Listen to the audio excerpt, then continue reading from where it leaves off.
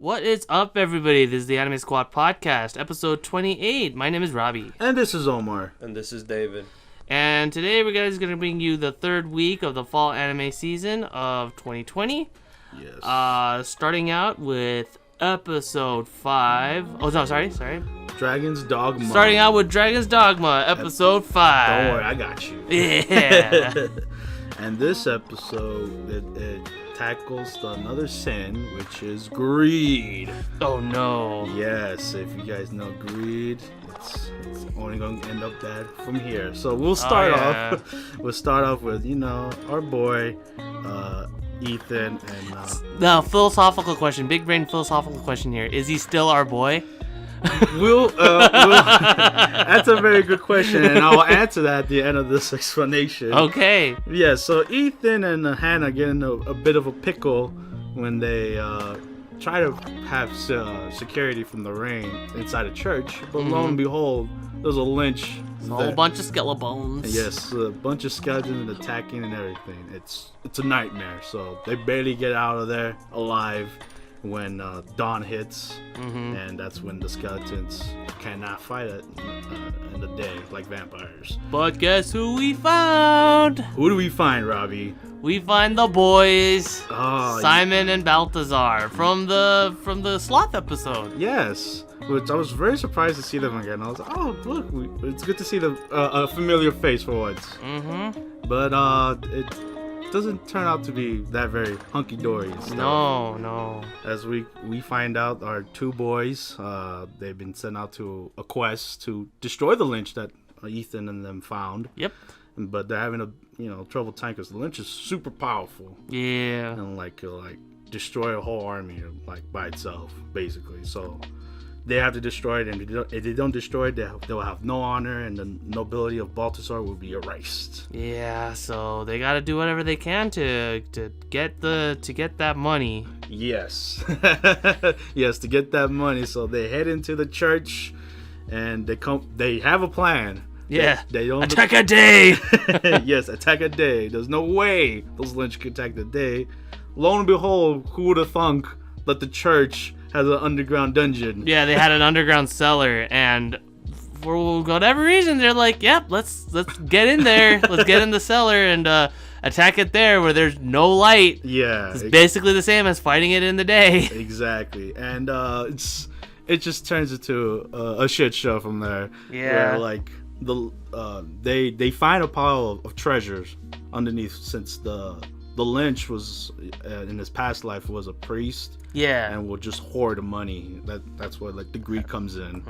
And they were messing with his treasure, and he got him pissed off, and that's when he started wailing on everybody, all the soldiers. Oh yeah, especially the soldiers. Oh, they're all done. They're all gone. They had no mercy. One gets his head sliced off. The other one is just tortured. Just getting poked a whole bunch until he died from blood loss, and it was gruesome. So basically, our named characters are alive. Yeah, that's what matters. Yes, that's what really matters. And thankfully, when the going looked like it was getting tough, Hannah had the brilliant idea of getting a bag of money and to basically show off and be like, "Hey, Lich, I got your gold," and then she just runs off, and of course the Lich being the greedy bastard that he was, decided to follow after her. Yep, and good thing on Hannah, she was the only one to think of let's get out of here so we could have an advantage with the damn sun. Yeah, because once they get out of the dungeon into the basic church, she charges up a beam and just releases the sunlight of the church, exposing the lynch and causing it to die. Oh well, of course, yeah. He was super weakened, and then and then Ethan gets she gets the final blow. He gets the finishing blow. Yeah. Yes, and that you would think the episode would end there, right? The heroes save the day and all. Yeah, that would have been a perfect episode to end it off in. Yeah, it'd be completely good and all's well. But this is Dragon's Dogma. We don't get good endings. Nope, nobody gets a good ending here. So what ends up happening? Well, actually, at first it starts out pretty innocent enough. Balthazar and Simon notices that the dead, the soldiers, they have to They have to give their families the news and all that stuff. You know, they have to be professional about it. Yeah. And then they also have to turn in the money to the government. But then Ethan, for whatever reason, says, why turn in the money to the government when you can just hoard it all yourselves? What they don't know won't kill them, right? Yeah, exactly. It shocked all of us when we saw that. I was like, what? This ain't Ethan at all. This can't be right, Yeah. And so, at first Simon was the one. He was like, no, that's not the right code. That's no honor. Like we're no less than thieves at that point. Yeah. But Balthazar being the noble. It was all because of the fact that Ethan tossed a coin and Balthazar caught it. Mainly, Yeah. that's what basically transferred the curse. It's Yeah. kind of obvious. Yeah, the curse greed is like, that's not a bad idea, and just stabs his best friend. yeah. It's just straight into the chest. Yeah, stabs his best friend, and just thinking about all the wealth he's gonna have with this treasure that he earned apparently. Mm-hmm. And Simon's not taking that for an answer, and put him in his place. Yeah. With like it took him a while struggling. They had a whole duel and everything, but thankfully Simon was able to get the final blow. Yeah. And put down Balthazar for good. And remind him of his good gracious. Mm-hmm. And then they both die with Simon. I like how Ethan and Hannah were they were sealed off from the outside, and all Ethan cared about, he didn't care about what was going on with the other two guys. He just cared about the fact that Simon, because earlier in the episode Simon mentioned that he knew where the dragon was, so the only thing that he cared about was the fact, I have to know where the dragon is. Yeah, exactly. And Simon does tell him he keeps his word because he's an honorable person. Yeah. And then he passes away, and I guess that's where the episode ends. Like, their deaths, and they actually bury them for the sake of, for whatever that's worth, because Simon did mention that, like, will Balthazar come back as a lich just like the priest did, and he said, and all Ethan said was, I don't know. I don't know. I don't care. I don't care. Dragon honestly. hunting, here we come. Yeah. So this episode was really weird. We kind of saw from a mile away that, like, when they reintroduced these two characters that we saw before that survived, they were gonna be axed next, and it was like, why even bring them back? Yeah, true. It could have been a whole different cast, and it would have been fine. Mm-hmm. Like to teach the lesson. But of course, it had to be these guys, the ones that we actually had another episode prior to actually talk about. Yeah. So it's just needless tragedy, and then of course Ethan's character is changing, and then we also didn't mention, but like Hannah's character is also changing, but this time for the better. Yeah. She's actually becoming more human. Actually, caring for her comrades and people that she met and everything like that. But not Ethan. Ethan's just like literally devolving into more like the dragon. It's like they both switch roles. Mm-hmm. Hannah was like that. She's like, let's just go to our main objective, and Ethan's like, let's help along the way though. Yeah. And now it's like Ethan switched roles. He's like, all right, let's go after the dragon. And Hannah's like, wait, hold on. We're wasting time. Yeah, exactly. Which, I don't know. I don't like that switch. Yeah. But, I mean, I like the fact that Hannah's, like, growing, but Ethan's devolving. The thing about Ethan is that his devolvement is just going from, he's a pretty cool protagonist to, like... To a dick. To an absolute, douchebag. And that was episode 5 of Dragon's Dogma. Got 2 more episodes to go, baby. We'll see where it goes from there. Yep. And on to a better anime. Great Pretender. Episode 18. Yes. And if you heard last podcast, it left off on a high note with, Makoto's father betraying them. Yeah. Snitching them out. And we don't stop from there because... Nope, we still keep going. Now they're in a boat. Yeah. And everyone's tied up, our gang. Abby, Makoto, Cynthia, and they look like they're about to get executed. Yeah. And it's terrible. It's like you don't want to see that happen. And Makoto's dad Oz just not giving a damn. Nope. Just blasts Abby and Cynthia. Because originally the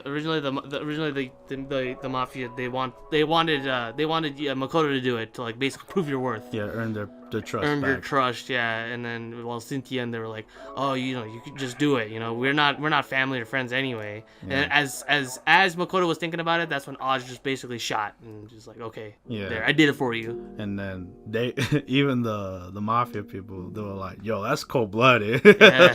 I don't like this Chinese dude being like that. All right, Makoto, now you shoot your dad. Yeah. And Makoto does not even hesitate. He's just bam, blasted him. And then Makoto's dad's dead now. Yeah. And Cynthia and Abby. Yes, and we see a big transformation of Makoto now since he's lost a lot. Now he has nothing to lose at this point, so he stays with the job. He sticks around. 2 months pass, and he becomes a very model. He becomes a very model kind of guy. Yeah. He's super into the trade, and he even becomes an auctioneer. Yeah, like he's now beloved with the mafia boss. Yes, and she grows to a liking of him too, which is almost like kind of like a right hand man at this point. A son, as the other was called it. Yeah. Yeah. So it's crazy to see this transformation of Makoto, and I'm like, damn, I don't think we'd ever get here. And it's sad to see. But our hunches is that like it's all just part of the great pretend. Yes. Because it turns out Makoto's dad actually survived. Yeah. Like he just randomly shows up at his doorstep. Yeah. I don't know if you noticed when he got shot, you don't see the bullet wound coming from the back. No. You just see like his. You see the blood from the front, but never from the not from the back. It didn't go through there. Yeah. I didn't catch that. I thought he actually did get shot. They fooled me, damn it. But yeah. So then as the two go into Makoto's apartment, he tells them a story of Belgium. Makoto's dad tells Makoto a story of Belgium, and it turns out this is actually the backstory of Laurent. Which is crazy. How like everything's connected in this big world. That tripped me out. I was like, what? How does he know Laurent already? Like, we don't know, yeah. But yeah, we finally get the backstory of Laurent, which we've been dying for. Yeah, he was just a kid that grew up in Belgium, wanted to be a scholar, but his mom got duped into signing something that basically made her lose everything. Yeah, because she signed a contract that she didn't want to sign, but she had autism, so she didn't know. So the guy. Oh, they confirmed that she had autism? Yeah, she had autism. Oh shoot, I didn't notice. That's why when she gets the call, like of them, like I guess selling the place or whatever, she has like a panic attack. Yeah. Which also caused for her death. Yeah, she straight up just died. Which it sucks. It sucks to see, having a heart. Another thing she couldn't read. Yeah. Oh, she was dyslexic. Yeah, she was dyslexic too. Okay. Yeah, my bad. I guess I got. No, she had autism and dyslexia. Oh yeah, she said she couldn't read the paper. Yeah. Oh, okay. That is dyslexia. My bad. Yeah. Yeah, my bad, folks. But yeah, so that turns Laurent into like live on his own. Yeah. Becoming the person that he is. Yeah. Off the streets and try to live off the streets and shit. Cheating off poker games, getting beat up. Yeah. Basically not living the life that he wanted to live at all. Nah, not at all. And then he found the man that legitimately ruined his life. He bought a knife from the convenience store, and then he's just like, you know what? This is it. This is what my life has led to. I'm gonna kill this man. I don't care what happens. Which I don't blame him. I mean, yeah. He is the sole purpose that his mother died. It's the sole reason, yeah. So he goes for the stab, but the lady from the first episode of the arc that showed up in his flashback showed up and saved him, and she's just lying there bleeding out. Yeah, and that's how the episode ends. Yeah, we kind of figure that this is gonna be Laurent's love interest that shows up in his flashback. So I have a very big feeling that she's gonna survive. But still, though, that was crazy. Yeah, it is crazy how like everything just ties in together with the story of Laurent and what was happening with Makoto himself. Yeah. And so it's just another solid episode, to be honest with you. It's just every time we see Great Pretend, it's always a great time. Oh yeah, it's a great time indeed. So you can't wait until the next episode to kind of see where this leads off to. Yes. Definitely highly looking forward to this one. Exactly. And on to the next anime. We have Fire Force, second season, episode 16. Yeah. And this one's This one was kind of all over the place, to be honest. It was super all over the place. There was battles going left and right, but it was just kind of... Stuff was happening. Stuff was happening. But at the same time, not happening. Yeah, it was kind of weird because we're getting introduced to all the players in the fight. Yeah, so a lot. We just a lot. We have the White Clads. We have the Fire Force the Fire Force themselves, and the company. The Hajima, yeah. Yeah, Hajima, and they're all in different areas, like trying to fight each other. Yeah. But we get the final, I guess, sort of kind of who versus who. It's not fully three-way, which at first I thought it was gonna be the Fire Force versus. I thought it was gonna be the Fire Force versus Fire Force and White Clad versus Hajima, but it actually turns out it was Fire Force and Hajima versus White Clad. Yeah, because White Clad has more members and they're pretty more powerful. Yeah, and I guess they're technically the illegal ones. Yeah, very true. Yeah, and so the other one's hiding and the other one's actually evil. Yeah. So yeah, the objective still is to get the sixth pillar, the kid, which like they toss him around like a basketball. Oh yeah, that was really funny. At one point, you see Karan, Obi, and Kurono. Yeah, just tossing the kid around by the head too, like upside down and stuff. Yeah, but someone else joins in the fight, like this the new chick that's guardian of Inca. Yeah, I forget her name, but yeah, she joins in, and like prior to that, there was a bunch of dead corpses that what was his name? The fire guy, Smokey. Oh yeah, Kurono literally like burned to a crisp, like from the inside too. Yeah, of Charon's like lackeys. Yeah, basically. It kind of sucks too because like they were his hype men. They were their hype men, so now he's by himself. But yeah, there was a bunch of dead bodies. So this new White Clad member, she uses those dead bodies to fuse with an infernal demon that she created. And it turns into like and also gets the kid and infuses them to like a giant inferno again. So basically a giant infernal kaiju, yeah. And basically is saying that she is the sole reason these giant infernos have been happening around town. Yeah. Which is crazy. Which is cool too. Like we get some insight. Yeah, finally. Yeah, it's a cool power, but very scary. Mm-hmm. And so this now all three of them have to fight this big thing because. Apparently the kid has awoken his Adol Link, I guess. Yeah, his Adol burst, and also his Adol Link, and what kind of makes it the lightning thing. Yeah. Oh, yes. That's the thing that works. Yeah. So and then Haumea shows up, and since her power is all lightning and stuff, she could be able to screw with electrical synapses in people's brains to basically give Nataku more hype than he usually had, meaning that pretty much his whole psyche is just filled with Rekka, just hyping him up.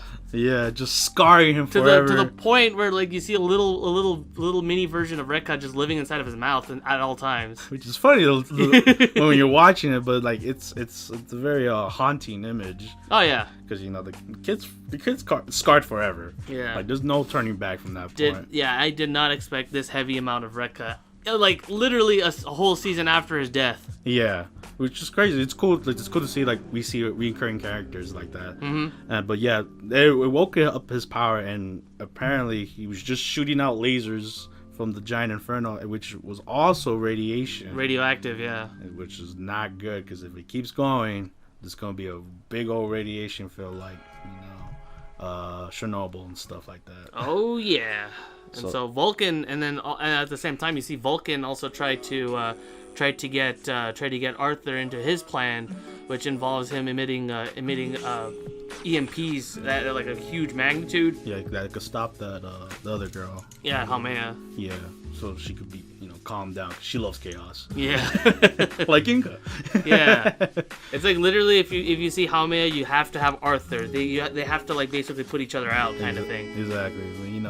That whole bit with Arthur is like it's like wait, but but real knights pull the sword out. Like, how? Why is it? Do I have to put it in? Like, it's No, it's so that you can be able to take it out later. That's what it is. Wait, why is the truck swerving? Oh, we're actually on the top of a giant serpent, and the sword has to be in it. like it's funny, but like at the same time, it's like, come on, man, come on, Arthur, you can be in the situation, bro. Do your job.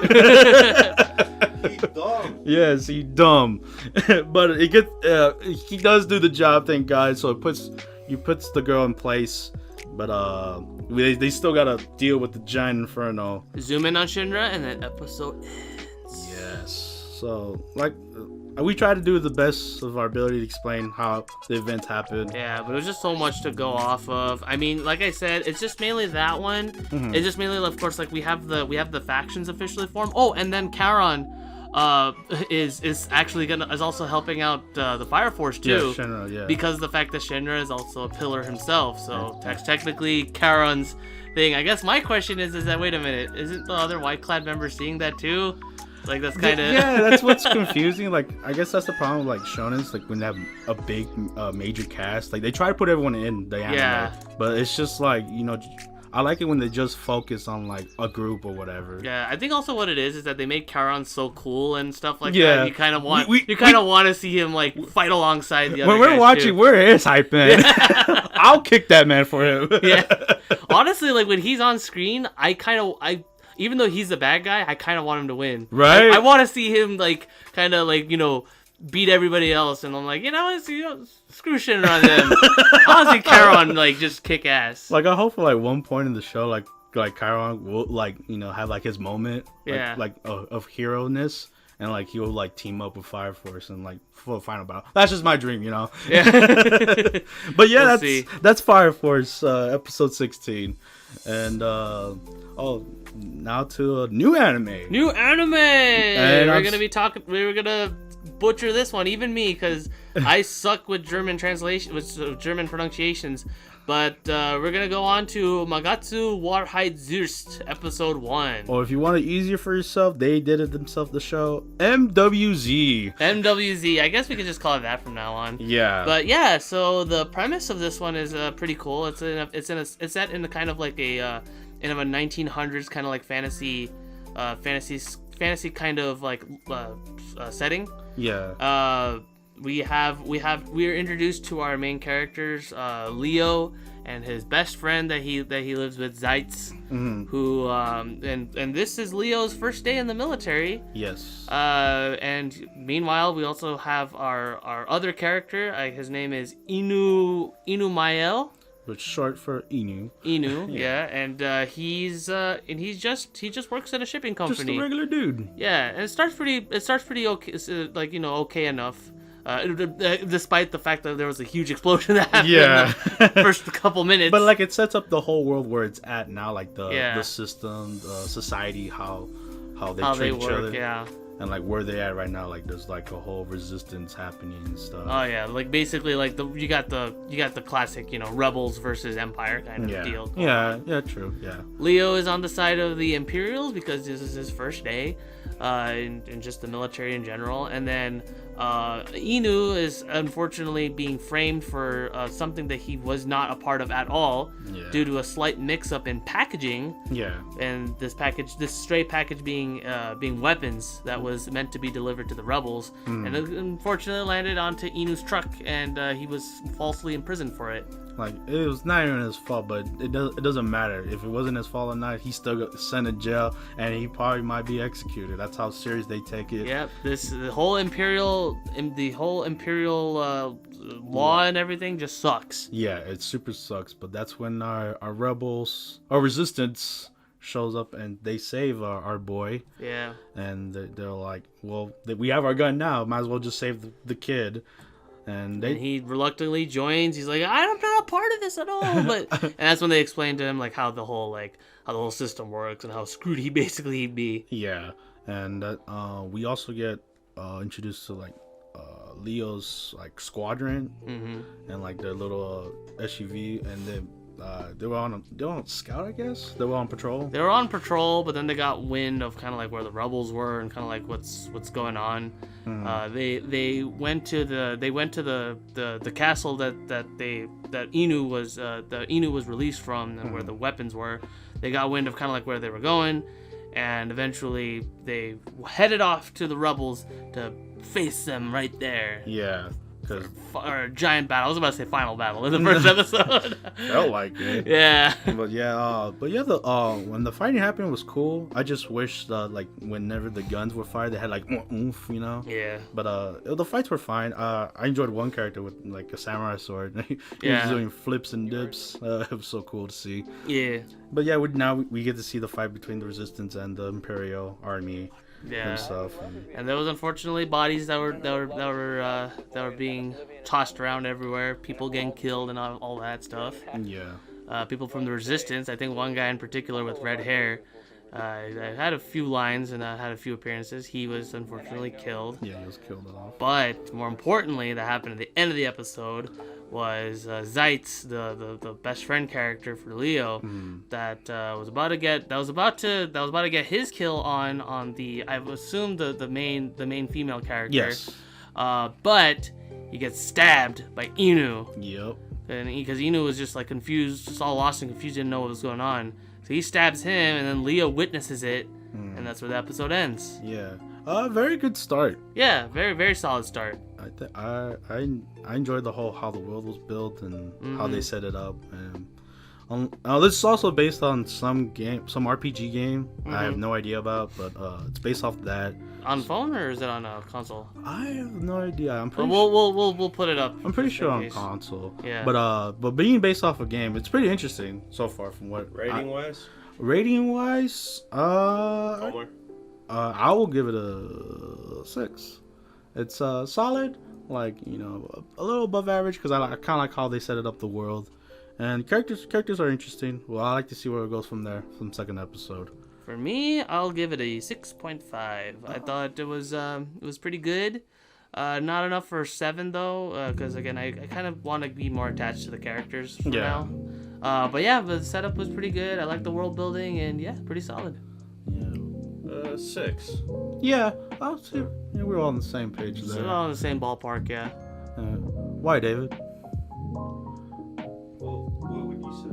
Oh, okay. All right. Yeah, we're all 6 around, so it's pretty solid show. Pretty solid. So you want to check it out? Go right ahead. Yeah. So on to the next anime. We have Adachi to Shimamura, episode 2. The Light Yuri show. Yeah, and then now you get to actually see the Yuriness of this anime, because originally, you know, we were just thinking. Yes. It's one-sided right now. But we get to finally kind of know who this little like astronaut person is, except not really, because we don't get to see. Really, like it's very vague. Yeah. And how the little astronaut, I guess, girl, kind of explained. Did we get a name drop for the astronaut? I don't think so. Oh, do we? Oh, Chikawa? That's what I have in my notes. Yeah, we'll put it on the screen. But yeah, the little astronaut girl is wanting to find her companion, and she claims she's from the future. Yes. She came to the past. Somehow. We don't know. But I mean, there has to be something going on with this little astronaut, because, you know, she is kind of like glowing perpetually, so that's what we think. But I guess more importantly than even like the little mysterious astronaut is, of course, the feelings that Adachi is having for Shimamura. Yes. Because she's having some weird thoughts going on. she can't stop thinking about Shimamura. In fact, that's all she thinks about. Yeah, to the point where she has a dream where her and Shimamura are about to kiss. Yes. And she's thinking, wait a minute, that's kind of weird. Yeah. Like, I'm not into girls, but I like her though. You know, it's like those confusing thoughts when you're in high school and stuff. You're in love. You don't know how to explain this. And it's very sweet to see Adachi, like, you know, because she seemed like the more, like, you know, quiet, shy type. Yeah. but we get to see her like being sweet and charming. Yeah. Clueless. Not very confused as to like kind of what feelings that she's having. Mm-hmm. But Shimamura is like, she's not catching any of those notes. No, not yet anyway. I feel like it's gonna be more or less like a build up to kind of getting there. Yeah. But I mean, for the most part, they're friends, so that's Yes. definitely a leg up off of any other romance anime in general, where Or- like they barely talk at all. Yeah, and then they're falling in love and stuff. Mm-hmm. No, yeah, I agree with you. At least they have that friend dynamic going. Mm-hmm. And that's pretty much the episode. That was the whole episode, yeah, basically. Just like Adachi trying to figure out her feelings. Yeah. And almost going to first base. Almost, yeah. she tried going there for like, especially towards the end. Yeah. But yeah, that's kind of like that's the main gist of this episode. Yeah, very sweet, harmless episode. I enjoyed it a lot. Art's still kick ass. Oh, of course, yeah. The art direction and everything is just gorgeous. I love it. Yes, so that's that anime. Yep. And now we move on to a double feature for this one Yes. because we ended up catching up to 2 and 3, so we're gonna give it to you right here for Majo no Tabitabi, episode 2. Also known as Wandering Witch: The Journey of Elaina. Yep. And episode 2 was pretty good. It was a solid kind of like wholesome follow-up to what we got introduced with the first episode, where Elaina wanders off into the land of mages. Yeah, I think it's a very good start to her journey. Oh yeah, for sure. Yeah, because when she gets into the land of mages, she gets hit by She stumbles into another witch, another up and coming witch named Saya. Yes, Saya. She's kind of a klutzy witch. Very much so.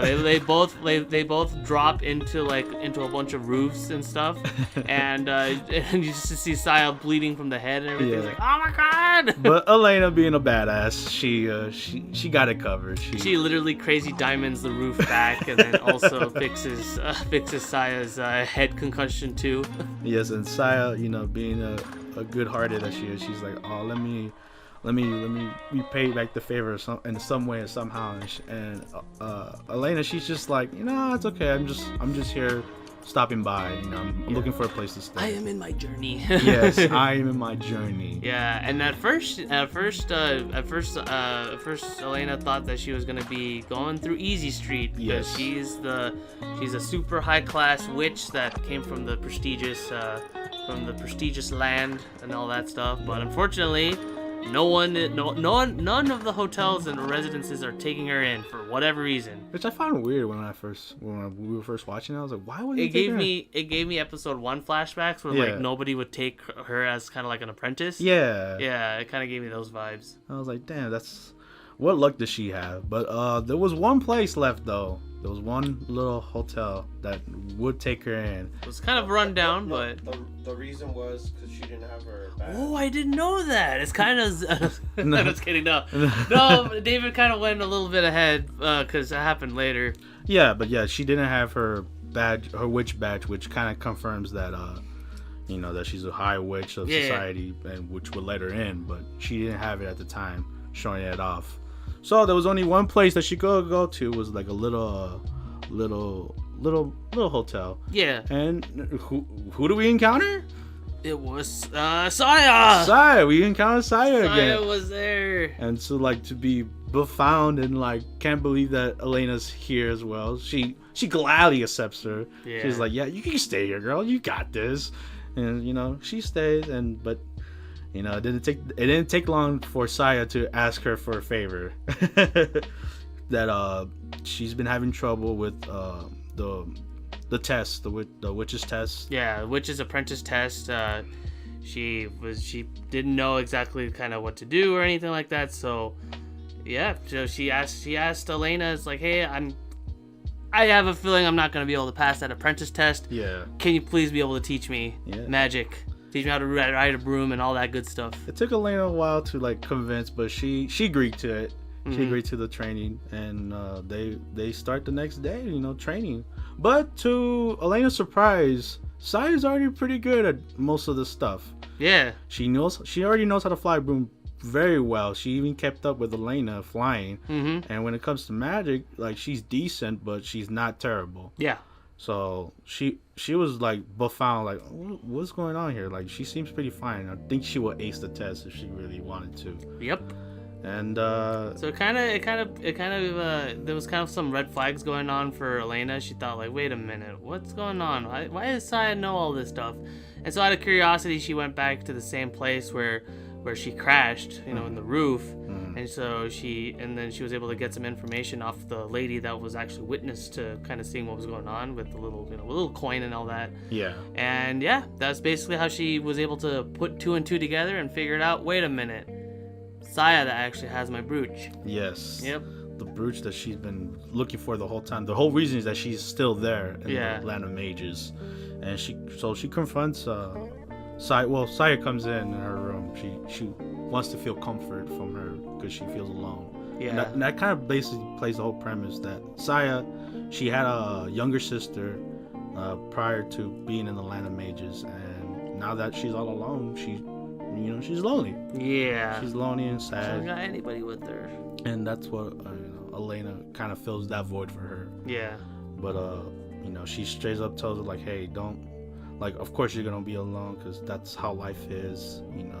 If you want to be successful, you have to be alone because most of the tests or like life challenges, you are alone. You gotta face your own demons. Yeah. The only person that you got really is yourself. Yeah, which is very inspirational. When I heard it, I was like, I never thought of it that way. Mm-hmm. So it was very uplifting for me and Saya to hear. For sure, yeah. And then and then eventually Saya was able to confront all of her fears and stuff, and she was able to pass with flying colors. Yes. 6 months passed, and sure enough, Elaina read the newspaper and saw like all the passing witches, and there she was. Saya's picture was right there. Yes, and that's how that episode ends. A very high note. Very, very high note.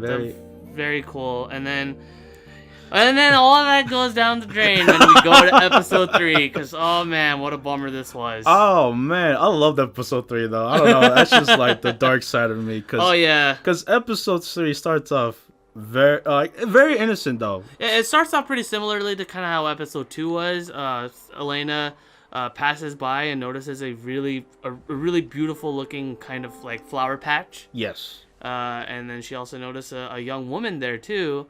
That was like, hey, I don't know. It's like, oh, you're a witch? I was like, yeah, I'm a witch. And then she was like, wow, there's just so many good flowers. Are you the one taking care of them? She was like, no, not really. I'm just here because I'm a huge enthusiast for flowers. Yeah. It's very innocent. And then at first she was like, hey, these flowers and stuff. I want you to basically advertise this to neighboring countries and stuff. Yeah. It's like, what do you mean? It's like, well, these flowers are it's kind of a waste for them to go unnoticed. Could you be able to, just go ahead and deliver them to whoever you feel like, needs it? She's like, yeah, sure, I can do that for you. Yeah, I mean, there's nothing to be suspicious about. This is like a very sweet, offer. So like, Elaina does the job and she goes into a new town or whatever. And, the guards look cool at first, but there's a reason why these guards have like kind of like these masks as well. Yeah, it plays a big part because apparently these flowers are poisonous. Yeah, they are super poisonous. Very poisonous. So that's why every time any person that comes into the town, they have to check if they're carrying the flowers themselves. Yeah. So they had to dispose of it right away as soon as possible before it could affect anybody. Unfortunately, they took the flowers. Well, actually, the first person that found it was a guy. Yeah. And the guy was explaining how his sister. Well, he didn't explain anything, but he was just pissed for whatever reason. Yeah. He was just acting really rude. And so the second guy that comes in when she was saying, "Hey, what's that guy's problem?" That's when the second guy explains, well, he lost his sister like not too long ago. So he's just really upset about that.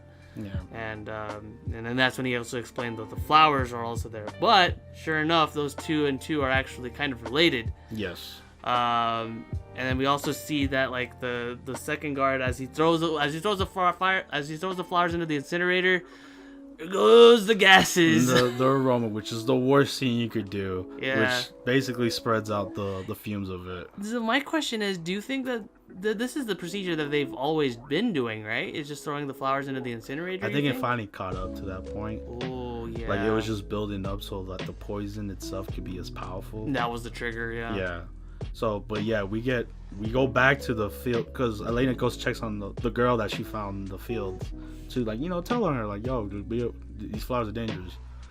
But that's when the dark twist comes in, that we see that the girl that's the flower, she becomes a flower at this point. Yeah, she basically has become a plant. Yeah, and I want to say her brother. Yeah, that was her brother. Yeah. I think it's pretty much confirmed that was her brother. He finds her, and he's just covered in roots. He's getting there. Yeah. He is getting there to becoming a plant just as same as her. Yeah. It just gave me that Twilight Zone kind of feel. Yeah, that's what I was thinking too. Like the sorrow end of it. And Elena's just sad, and there's nothing she could do at that point. So yeah, and then everybody else, I guess, in the country was also coming in too. Yeah, and that's how that little part of the story ends. Which this is split. We get multiple stories in this one. Because 2 for 2. Elena's journey still continues. She's in this one. She stumbles upon a young lad. Yes. That who's happy to see her, and he's just happily enough, he had a jar full of happiness as well. Which is weird, but that's cool. I guess if you could keep a jar of happiness for yourself, go ahead. Yeah, Elaina kind of found it kind of odd, but then it also reminded her of a story of a man that wanted to also find a jar of happiness for his wife. Yes, that was bedridden. That was his bedridden wife. And she didn't really remember how the ending went, but she thought, what, it might have just been kind of normal. She went along with the boy, and he offers her to have a meal with her. Yeah. And she questioned who the jar of happiness was for, and she said, "Oh, it's for the servant girl. She's not looking too great. She's kind of in the dumps. Yeah. And I kind of want to cheer her up with this jar of happiness. Sweet offer. Then we get to hear more about who this servant girl is. Yes. Turns out she's not really a servant, voluntarily. No. In fact, she was actually a human slave. Yes. That was purchased for a very, very high price by the village chief, who happens to be the young boy's father. And it gets ugly quick. Yeah. It gets ugly with the ugly bastard. Yeah, that damn bastard gets super angry at her, and the boy helps and chimes in to make it not all bad. And even Elaina at one point steps in, but just fixes the problem that happened with like the broken glass and stuff that the servant dropped. Yeah. But it wasn't her fault, It wasn't her fault, yeah. Mistakes happen, but Chief being a big bastard. Yeah. But yeah, that's when our young boy, he decides to give her the jar. He's like, oh, I know you're down in the dumps and whatever, but here's this jar. And like, hope you be happy. Yeah.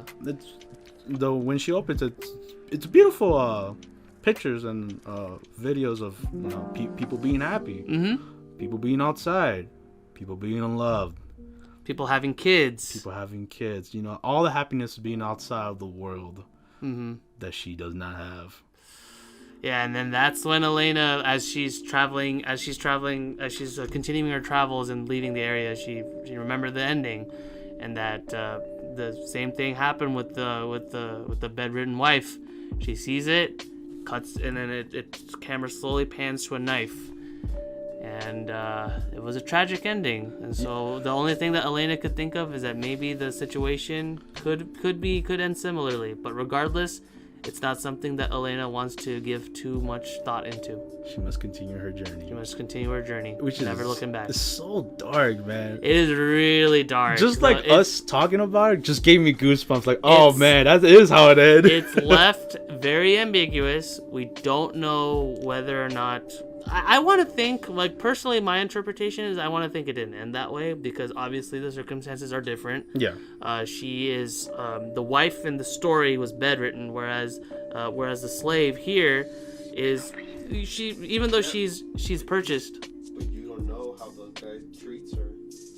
Yeah, the bastard. The bastard. Yeah. So yeah, it's up in the air. It's up in the air, in but this the story. thing I want to think of is the fact that I want to think again. This is just my interpretation. Yeah. So I want to think that the boy promises these kinds of happiness to her. Yeah. Because he's gonna end up sweeping her off her feet basically and Yeah. like running away. That's my interpretation. That's Yeah. what I think, And I think is kind of. I think that's a very noble interpretation of it, but I'm going with the one like On the ladder. Yeah, It's like, yeah. the other way. I can see that too. Also, the guy was being nice too. The one from the story. Yeah. It was like he brought this thing to her. Mm-hmm. He was doing good. But do you want to know the reason why I think is because the thing is that they're already married, so there's nothing to look forward to really. She's already bedridden. Yeah. Whatever happens, pretty much. She didn't kill him. I think she killed herself. And that's what's great about this. That's what's great about it. Yeah. Like everybody has their own opinion about it. Yeah. You could take it as the nice route, or you could take it a very dark. Yeah. And this episode 3 just literally. It was good.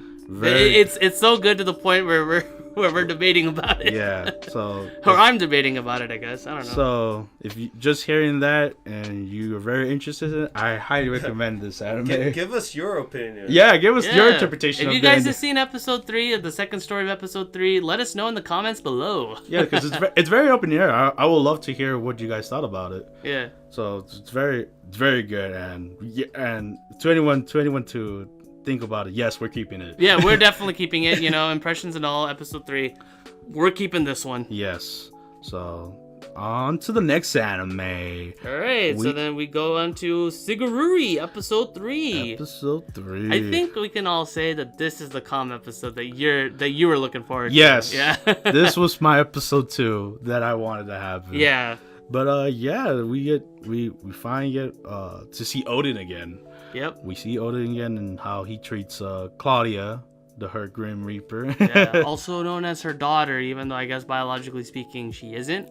Yeah. But she's still like, okay, I'm not your daughter, but I'm your Valkyrie or whatever. I'm just glad that you're on the side of humanity, which kind of surprised me because I thought Odin was actually kind of the bad guy at first when I first saw the first episode. Yeah.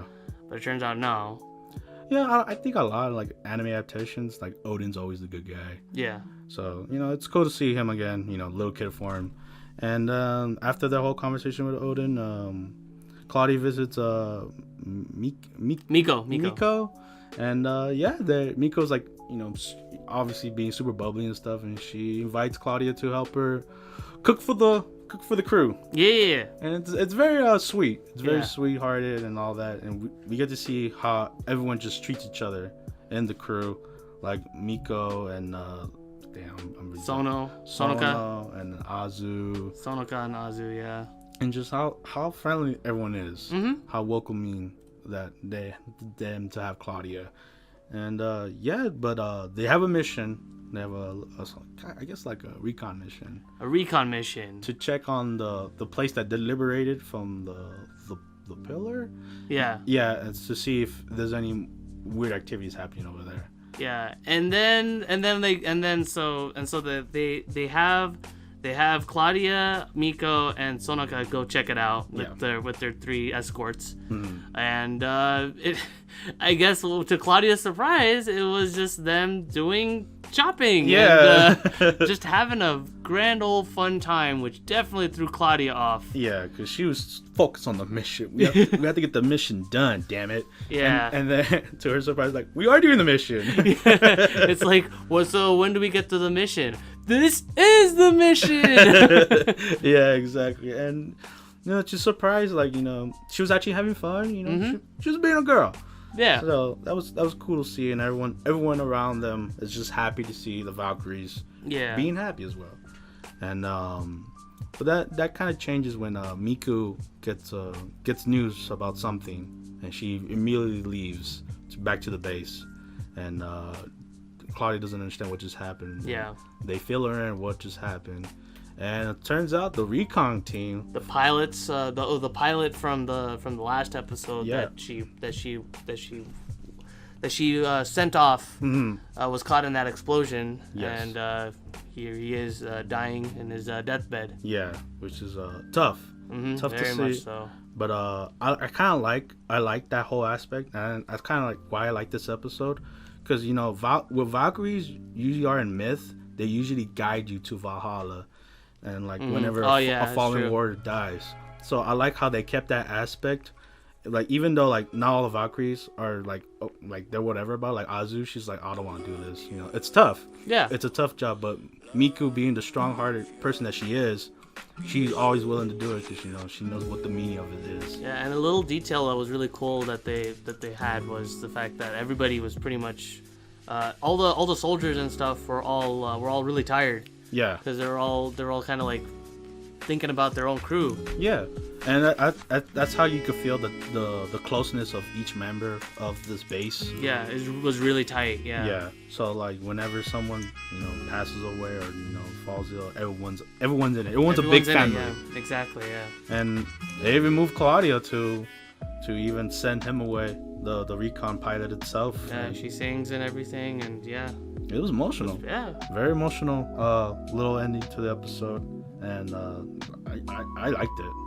I liked it way a lot. Liked it way more than the second episode. Which is weird because the second episode was more action packed. It was, yeah. This one actually had no fighting in it. No dog fighting at all. So yeah, man, it's just great episode. I like to say. And now we're finally at We will continue this. We will continue this one. Yeah. Yes, which I am surprised.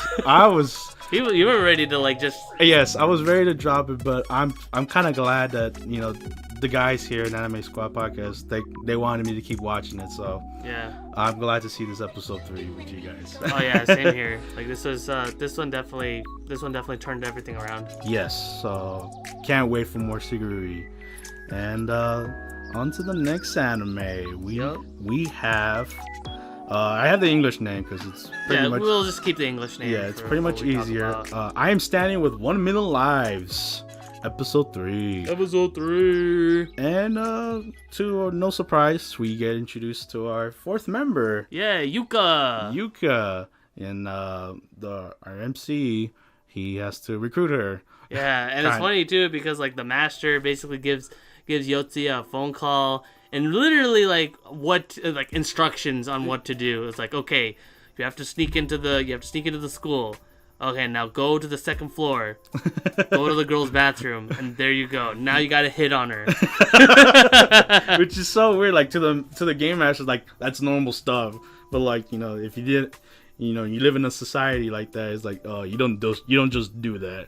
Yeah, and he got there in the nick of time too because he notices that 3 girls over there were like literally in the middle of humiliating her by having her stripped. This is while he was in the girls' bathroom. Yeah, yes. It was all in the girls' bathroom, of course, because where else would you have something like this go on?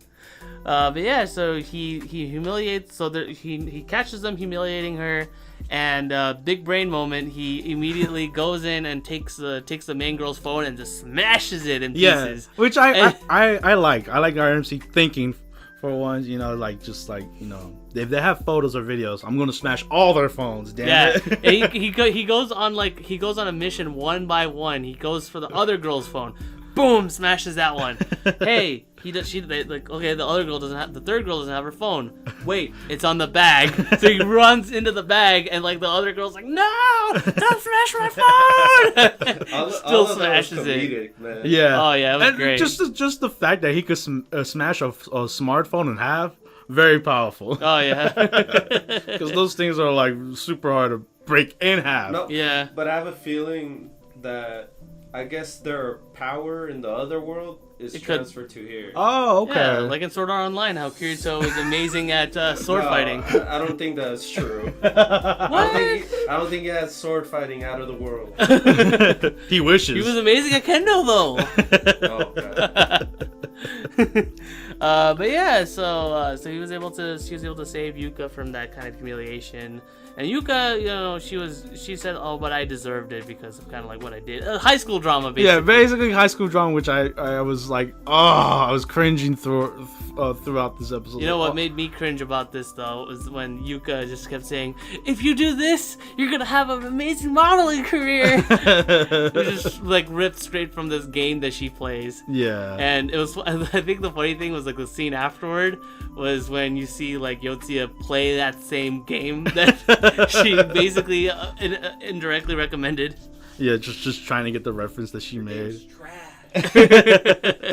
And then right when he got done finishing that game in his room, that's when they all got teleported for the next mission in the game, or like in the other world. Yes, and that's when the whole party members see the fourth member shows up, Yuka. Yeah, Yuka, and she's also a mage. Yeah, this time instead of a wind mage like you, Yuka is a fire mage. Yes.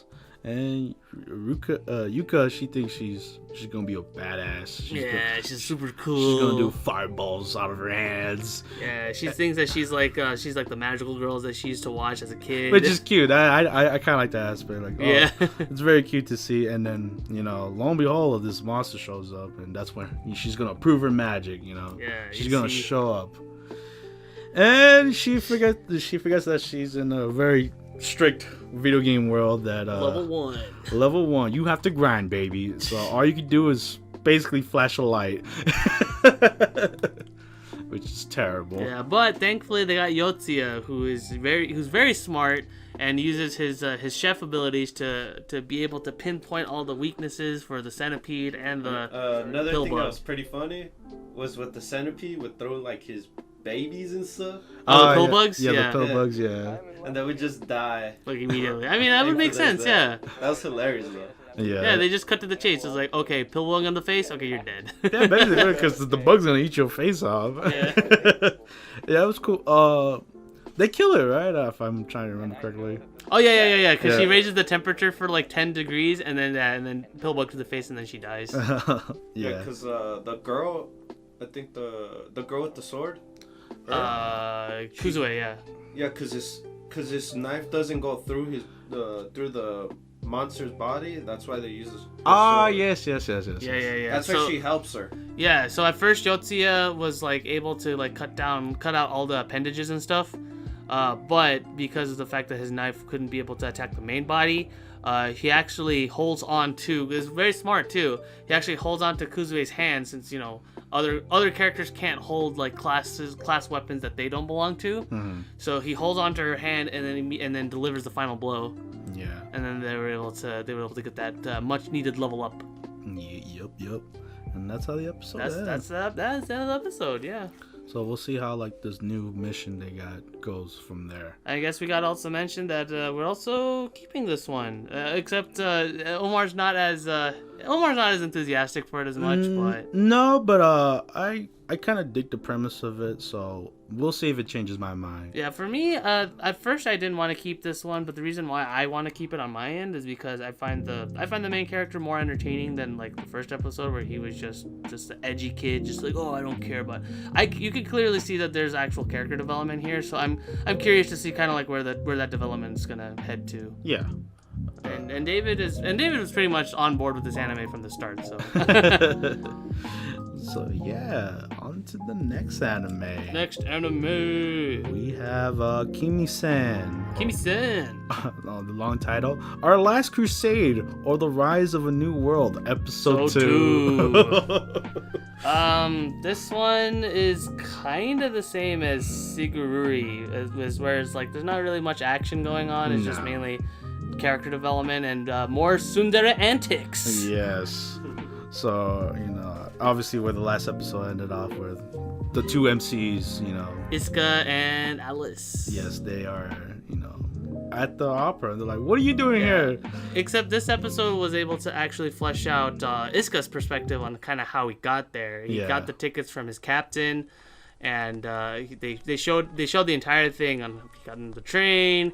He was walking the opera house. He was sitting at the opera house, noticing that this lady was, crying, just bawling in tears, and offered her his handkerchief, and lo and behold, Iska and Alice meeting together after, literally after their battle and everything. So that was pretty cool. Yeah, it's pretty funny. Pretty funny. And they, obviously they're sworn enemies, so they don't want to be caught together or whatever. In the neutral kind of Switzerland town. It's called. I like it. It's called Neutral City. Yeah. So city is specifically neutral. So it's I thought it was funny. Yeah. So. If you do something bad, then it's gonna be obvious on your fault. Yeah. Yeah. So one side's gonna lean to the other.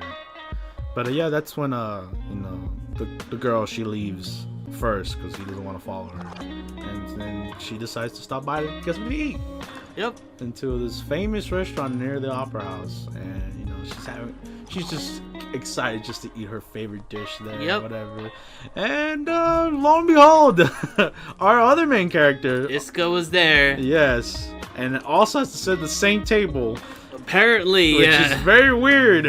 Even if they were to stumble upon each other, I thought they would have separate tables. Yeah, you think, right? Yeah, but no. But remember, this is a fantasy world. Yeah, I know.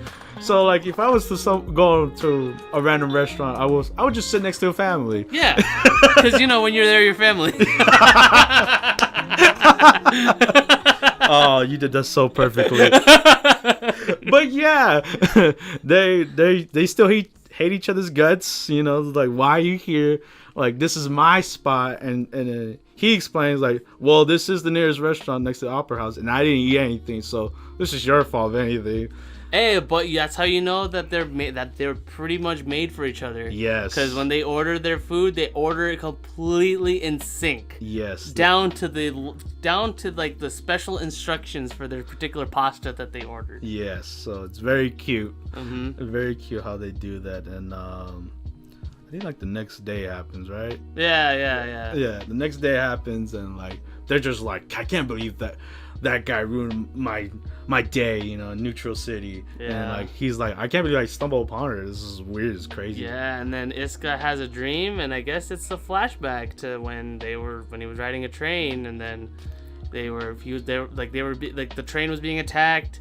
He was fighting off the beasts that were attacking the train, but then he's getting overpowered by all of them, and then a mysterious girl summons a bunch of ice and protected him. Yeah, which now that I think about it, it's kind of weird placement to be, but I didn't even know it was I legit did not even know it was a flashback until after he woke up. I'm I guess this all happened pretense. Yeah, I guess it's just a foreshadowing, they knew each other before the whole war. Yeah, I guess, except they didn't really know each other, kind of thing. They stumble upon each other. But anyways, yeah, they our main guy, he gets a ticket to a museum. An art museum. From another character we get introduced, Riza. Yeah. I feel like she's not important, but anyways, she gives him the ticket to go, just have another day off. In the museum, but our Ice Queen also wants to. Alice was there, and then he's like, "Stop following me!" And then Iska's like, "I already have the tickets, though." They do it again. Yeah. But this time she does not go in the museum. She goes a different way and gets lost while he enjoys the museum himself by himself. And they find each other again, goddamn Romeo and Juliet over here, and they finally talk to each other hey, this is how we are, we don't have to be sworn enemies or whatever.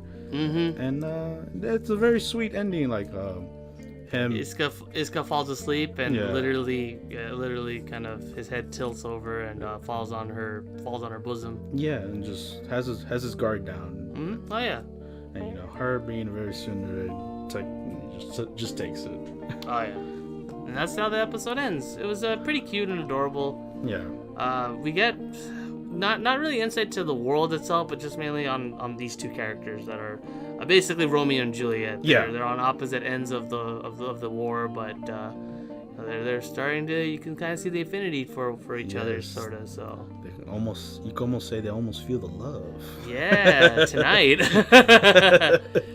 but yeah, that's how the episode ends. Yeah, and then we go on to our next anime, which is also another brand new anime like MWZ. This one is The Day I Became a God, episode 1. And like Majo no Tabitabi, this one is also another anime there's 2 episodes of. Yes. But we'll catch this one up on another time. We already did the 2-episode thing with Majo. Yeah. So we'll do this most likely next week. But anyway, first episode impressions. I really liked this one. I kind of thought it was gonna be pretty generic at first. Yeah. But it kind of gets you thinking, really.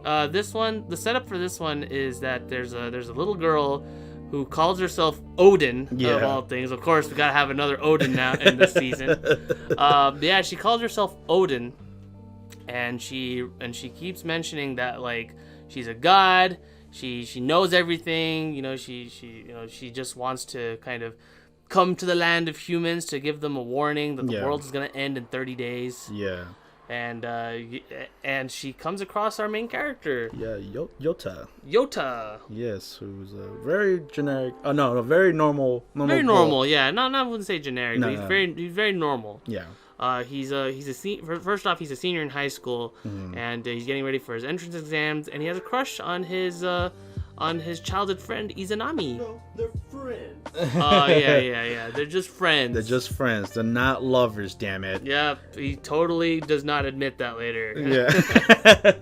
But yeah, Odin, entertains him, just trying to prove that she is a god. Yeah. To him. Well, Yota, and I guess to some extension, me as like the audience, did not like kind of believe it. I thought, it's just, you kind of think with this kind of setup, it's like, she's just kind of, she can't do anything really. Yeah, she's just making it up. She's just making this up as she's going along, and I think the biggest kicker for me is the fact that like when Yota mentions Hades, and he's like, oh, but he's the god of the underworld. I'm like, it's not even the same mythology. What are you doing? What are we doing here, anime? Yeah, I thought that was funny, and but she's just trying to, the whole episode, she's just trying to prove that she's a damn god. Damn it. Yeah. And like to some points, like she does show kind of like her godliness. Like she shows her, throughout the whole episode, it was pretty funny. Yeah. Their antics. Yeah, especially with Odin, she's hilarious. Yeah. She summons. She predicts like a rainstorm that happens literally for like maybe like a minute.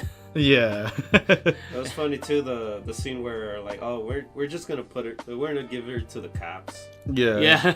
Just turn her into the police, because we gotta find her parents. I was like, I'm not a child, I'm a god, damn it. I'm Odin. Damn it, listen to me. It's just it's very funny. It's so funny. Like from when we saw the trailer, I thought it was gonna be like kind of like a serious tone, but I like this first episode. Like it's very comedic and stuff. Very much so. And then you also see the main character Yota. He gets to meet Izanami.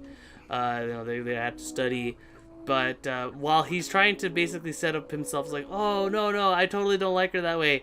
Izanami also like basically says, yeah, we're just friends, which gets Yota super tilted and just like screaming as he's like trying to study, because obviously you could tell. The guy has the guy, obviously, you gotta love your childhood friend in anime. Yeah. So that gets him thrown out of the library, which is hilarious. And and the thing that kind of gets Yota like really believing the fact that Odin is actually more than kind of like what she says she is the fact that she actually predicts. They go to a ramen shop, and they have a horse race, being on TV and stuff. The owner's like basically putting in his bets and stuff, and she predicts exactly which horses is gonna win. And at first she was like, oh no, maybe this is like this horse race is still going on. Yeah. This is the next one, okay. And she literally has a whole order of what all the horses were, and it turns out she was correct.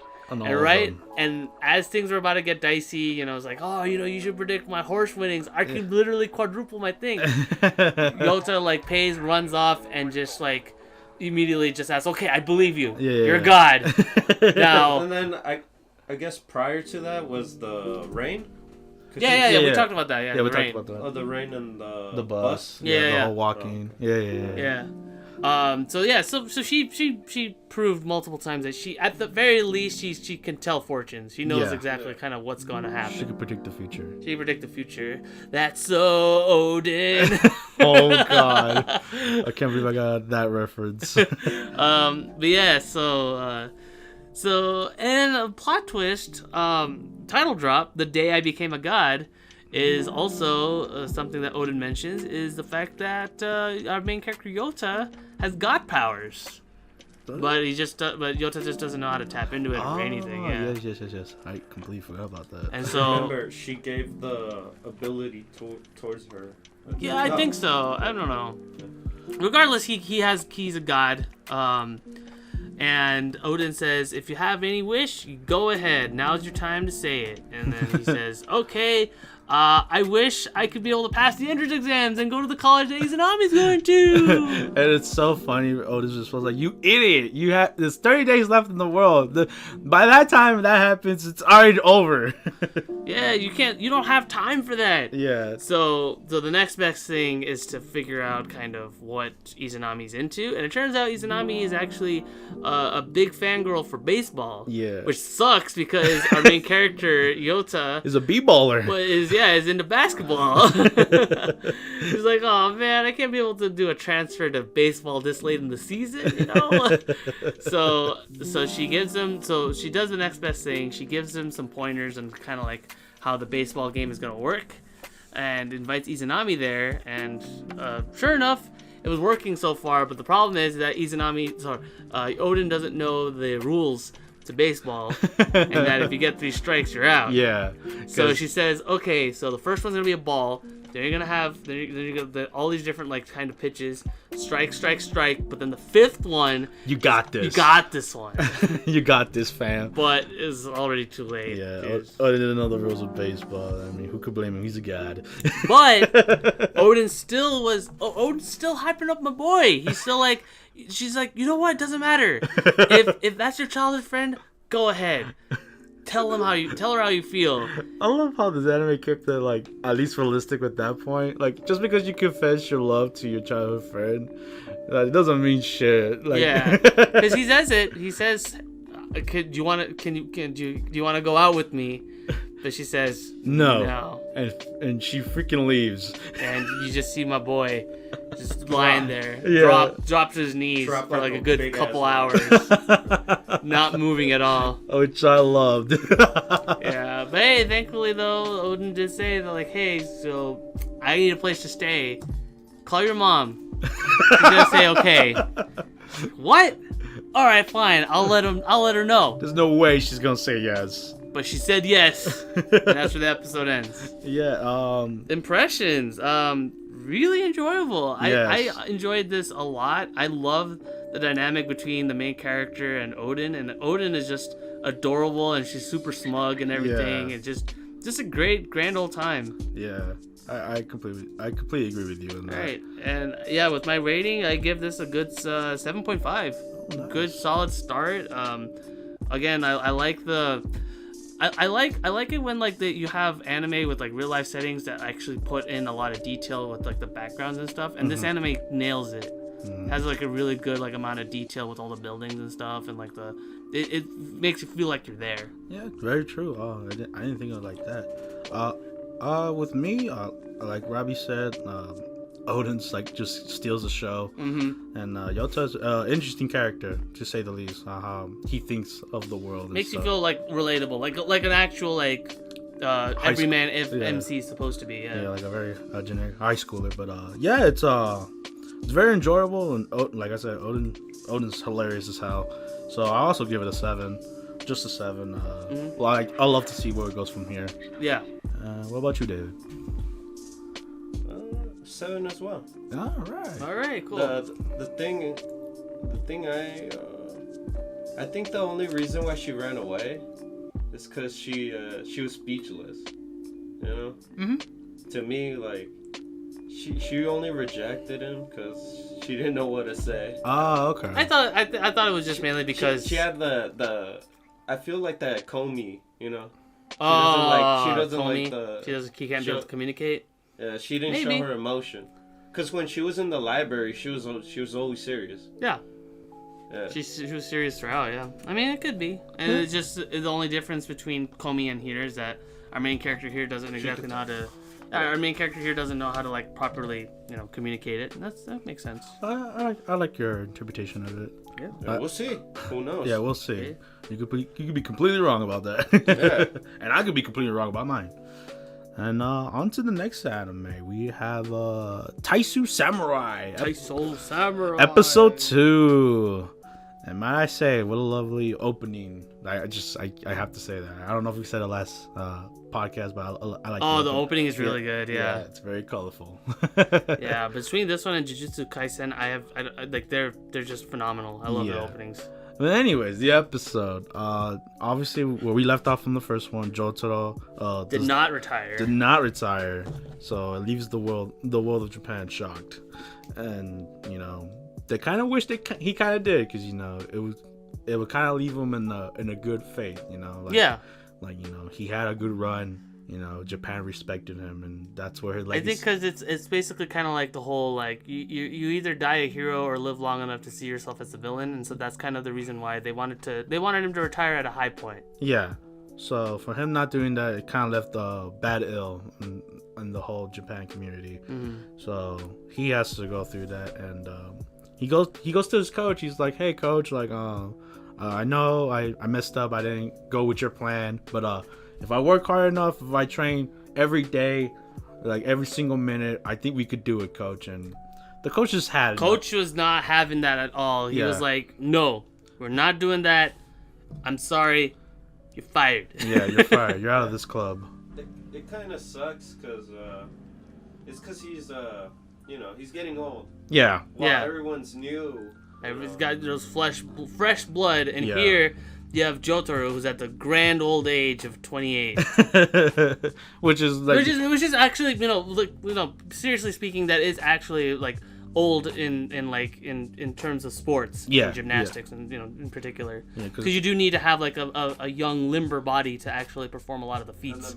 And plus his injury didn't... Yeah, his shoulder injury did not... it did not give him any... It did not help him out at all. No, exactly. So, he basically... The coach leaves him out cold. He's like, "You're on your own, Jotaro. Like, if you're gonna do this, I can't help you no more." Yeah. And so, Jotaro's basically by himself, and he's kind of useless by himself. Yeah, he trains and trains and trains, does 6-hour runs and arm stretches and stuff. Yeah. Arm resistance and everything like that. But yeah, it's just not working out. But hey, thankfully our ninja boy Leo, with his freeloading and everything, is told by Ray's grandma, it's like, "Hey, you need to help out with the family restaurant. Yeah. Come over here. You're gonna be a waiter." So he does his fair share of table waiting until he came across an acupuncturist named Brittany, who promises Leo's like, "Okay, hey, I can show you a good time. Here's my card." He reached for that booty. Yeah, he did. Yeah, but hey, thankfully Leo put 2 and 2 together and was like, "Wait a minute. Acupuncturist? And wait a minute, Jotaro did say that he had a bad shoulder. A bad shoulder. All right, let's do this." Yeah, I'll tell him the info. And when Jotaro hears, he's like, he's very iffy about it. But, yeah, it's super iffy. But he's like, he gave it a shot anyway, though. Yeah, he's like, anything will help because I don't know what I'm doing. So he goes to Brittany, and I feel like Jotaro thought that Brittany just knew by looking at him. It's like, "Oh, you have a bad shoulder." Yeah. Like, nah, Leo told me. Which is very funny. Like, I was like, "Oh, that's cute." And but yeah, Jotaro gets the acupuncture procedure, and he says he feels fine. But Brittany tells him, is like that I'm gonna have to keep on doing that for you, and you gotta do Tai Chi.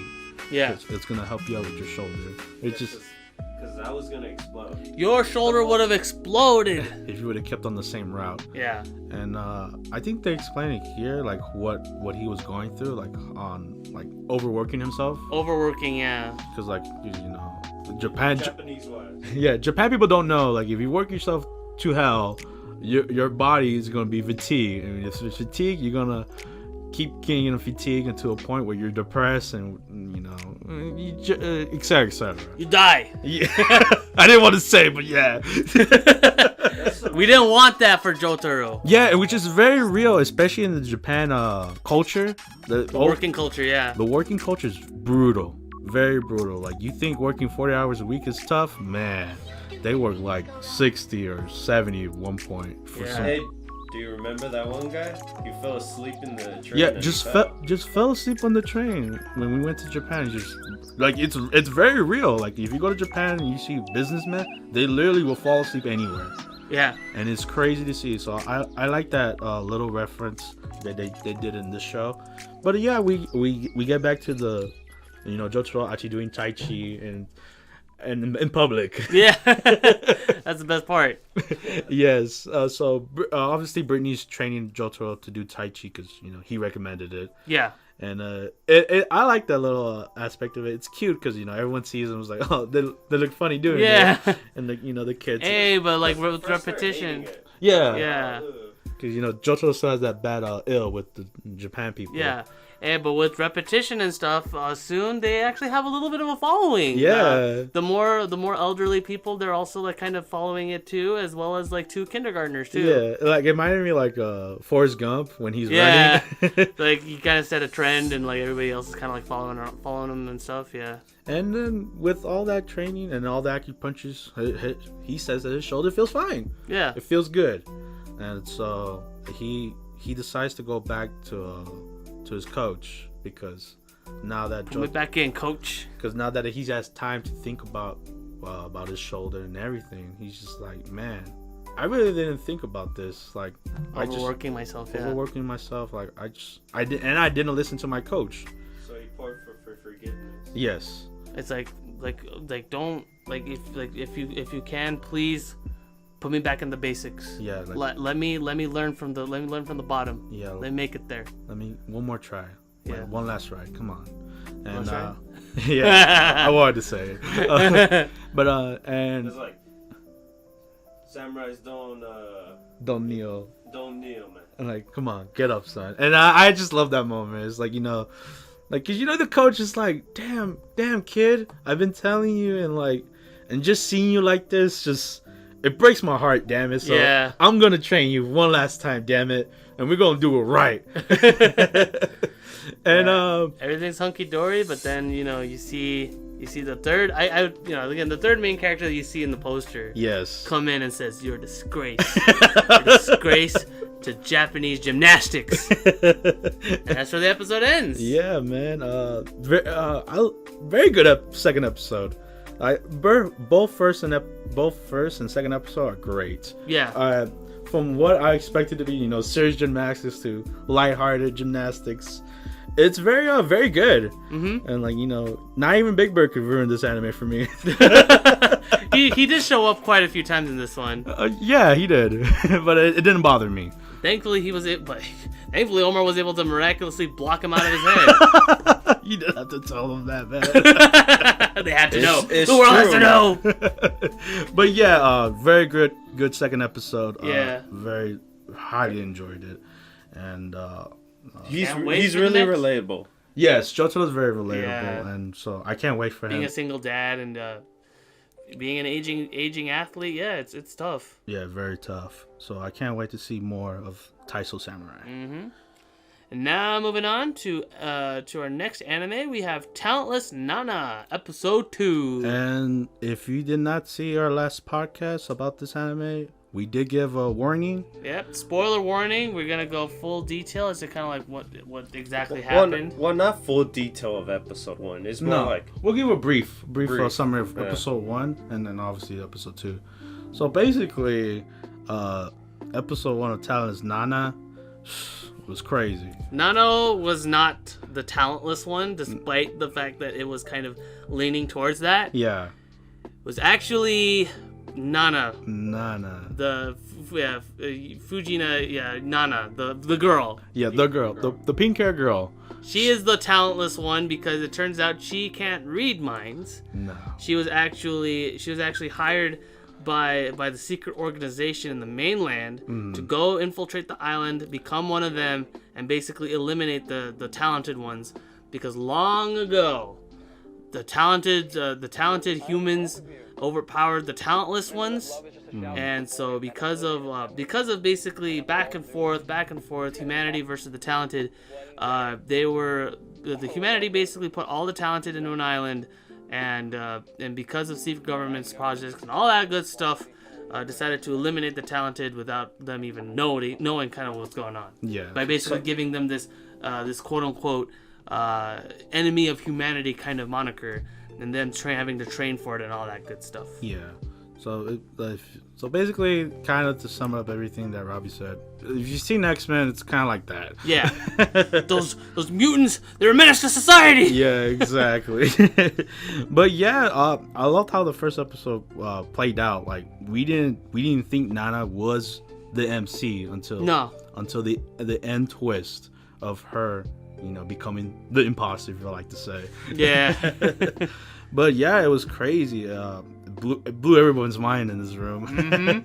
So just to see where to go from there. Yeah, and now in the second episode, of course, we have to follow up to who her next victim is going to be next. And at first, we thought it was going to be the ice guy, the pretty boy ice guy that was like, oh, I'm the I should have been the one to become the leader, not Nanao.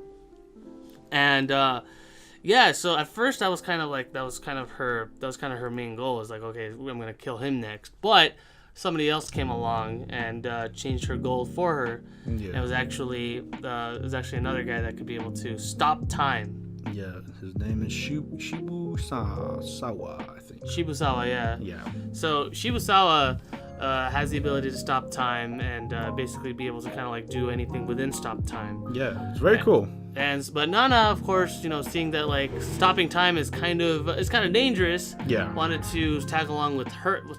Wanted to tag along with him instead. Yeah. And through that, she tactfully spilled a glass of water on his shirt, and turns out he's not. He can't actually stop time, but he can actually turn back time. Yeah, kind of like time travel. Pretty much. Yeah, which is very different from what he told everyone else, which you kind of see how like everyone's just keeping a secret of their true potential powers, which makes Nana's job that much harder because she needs to have a full grasp of kind of like what she's having to deal with without exposing herself too. Yeah, exactly. And obviously Nana's very good at her job to like convince people that she's just like them, Yeah, I can read minds. I can read minds. Can't prove it, but I can read it. But another character shows up. Kyoya Onodera. Yes, he's very very suspicious of Nana. Which fun fact, we thought at first it was kind of hinted that he was the imposter. That he was basically the one that was basically put into the class itself to kind of like kill everybody. Yeah, like no one's wondering. Other than him. Yeah. He's the only one. He's the only one that's actually very suspicious. Like, wait a minute, where does Nanao and why? Like, I get that he's sick, but it's kind of weird that, like, I live literally right next to him, and he's not. I did not hear any noises at all coming back from him. Like, I didn't notice him come in or out or anything. He hasn't said a peep, a word, nothing. Yep. So I have my suspicions, and like we know, he's on it. He's on the point of being Nana, but Nana being also clever-minded, she turns the tables around him and stuff, and just avoids the situation itself. Yeah. And that's when Nana continues her plan with the. She sets up kind of like a plan to figure out what exactly happened with Nanao with Shibusawa without telling everybody, because obviously she's the only one that knows that he can be able to go back in time instead of stopping time. Yeah. So it's very similar, actually. A good comparison to Shibusawa's ability is Abakio. Abakio's Moody Blues. Part 5 of JoJo. Oh yeah, good. Because Moody Blues could be able to go back in time with a lot of ifs and buts. Yeah, to show the events. Yeah. Yeah. Good on you, Robbie. Yeah. I didn't think of that. I should have though. But he has a side effect when he goes back in time and stuff. he gets super tired. He gets super tired and very nauseous. Yes, which if you kind of put two and two, kind of exposes his weakness and how he will like eventually fall. I have a feeling most of these times she's gonna try to find their weakness in general. Oh yeah. Oh yeah, most definitely. That's her main tactic and goal. That's her trump card. Because that's how he got the first one. Yeah, he fake loved him and stuff and put his guard down. Yeah, that's why I felt really bad for our quote unquote MC. Yeah, the one that we thought was the actual main character. I know. I felt bad for him because he didn't. Did he deserve it? Probably not in the grand scheme of things. In fact, his powers pretty powerful. He was. Because he could nullify every power. Yeah. Which is, very interesting. I think if it was to be put in a society where where everybody else was talentless, he technically would be talentless. He's just a regular guy. Yeah. So I think of that too. It's like, he fits fine. You didn't have to kill him, but yeah. But that's the premise. But anyway. Yeah. Thankfully, Nana was able to come up with a brilliant plan because he goes back in time quite a bit. In fact, he even went back to the point right before Nana killed Nanao. Mm-hmm. But thankfully, the weakness of his ability is that if any sentient being looks eye to eye to him, it forces him back to the present. Yeah. So obviously Nana was able to trust her past self to be able to do that, which is and crazy. Not witness him see her kill him, and basically ruined his entire opportunity to rescue Nano. Yeah. Because Shibusawa's limit is 24 hours. If he goes any further back, it'll basically drain him of his life. Period. Or kill him. Yeah, basically. Yeah. So Nana actually had a brilliant idea. She told hey, I have a feeling kind of what happened.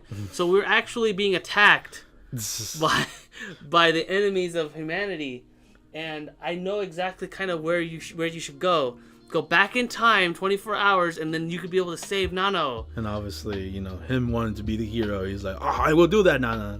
I'll go right away. I want to be the hero of the story.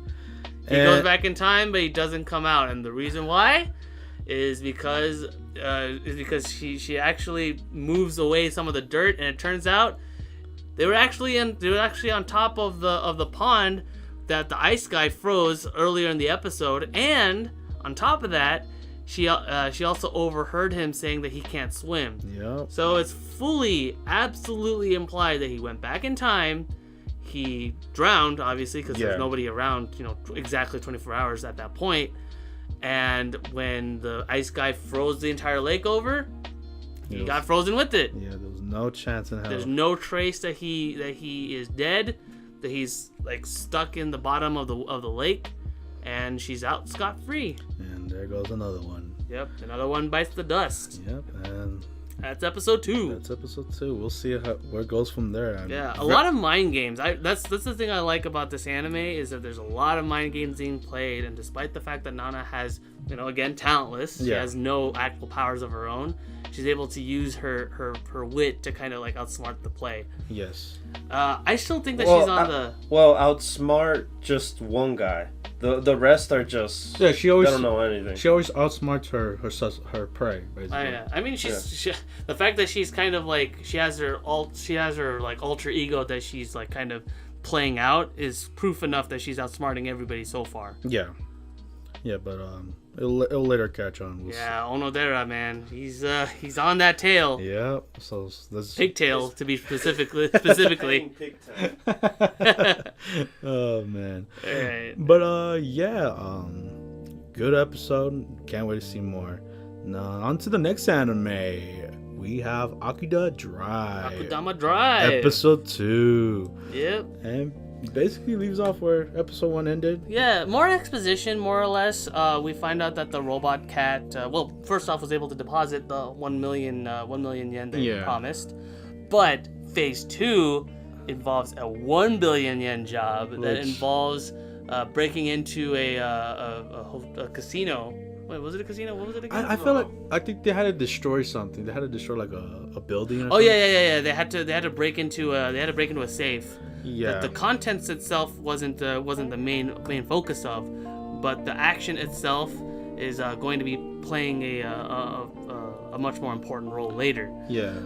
Most of the episode was mainly exposition, albeit for kind of like the middle when Cutthroat was just kind of like pressing random buttons to kind of like get a blimp that Brawler hijacked and just ram it right into like because he loves the color hotel. red. He loves the color red. Red's his favorite color for some magical reason. I know, right? Yeah. Red. Who would have thunk it? And it turns out Cutthroat has a little crush on Swindler. Yeah. Because she's called Swindler. Yeah, she's called Swindler, but her actual name is, we don't know. Nobody. Ordinary person. Yeah, but the reason he likes her, she is cute and she wears pink, which kind of resembles red. Yeah, it's like, oh, white and red make pink. It's not as vibrant, but hey, I like it. I dig that. Yeah.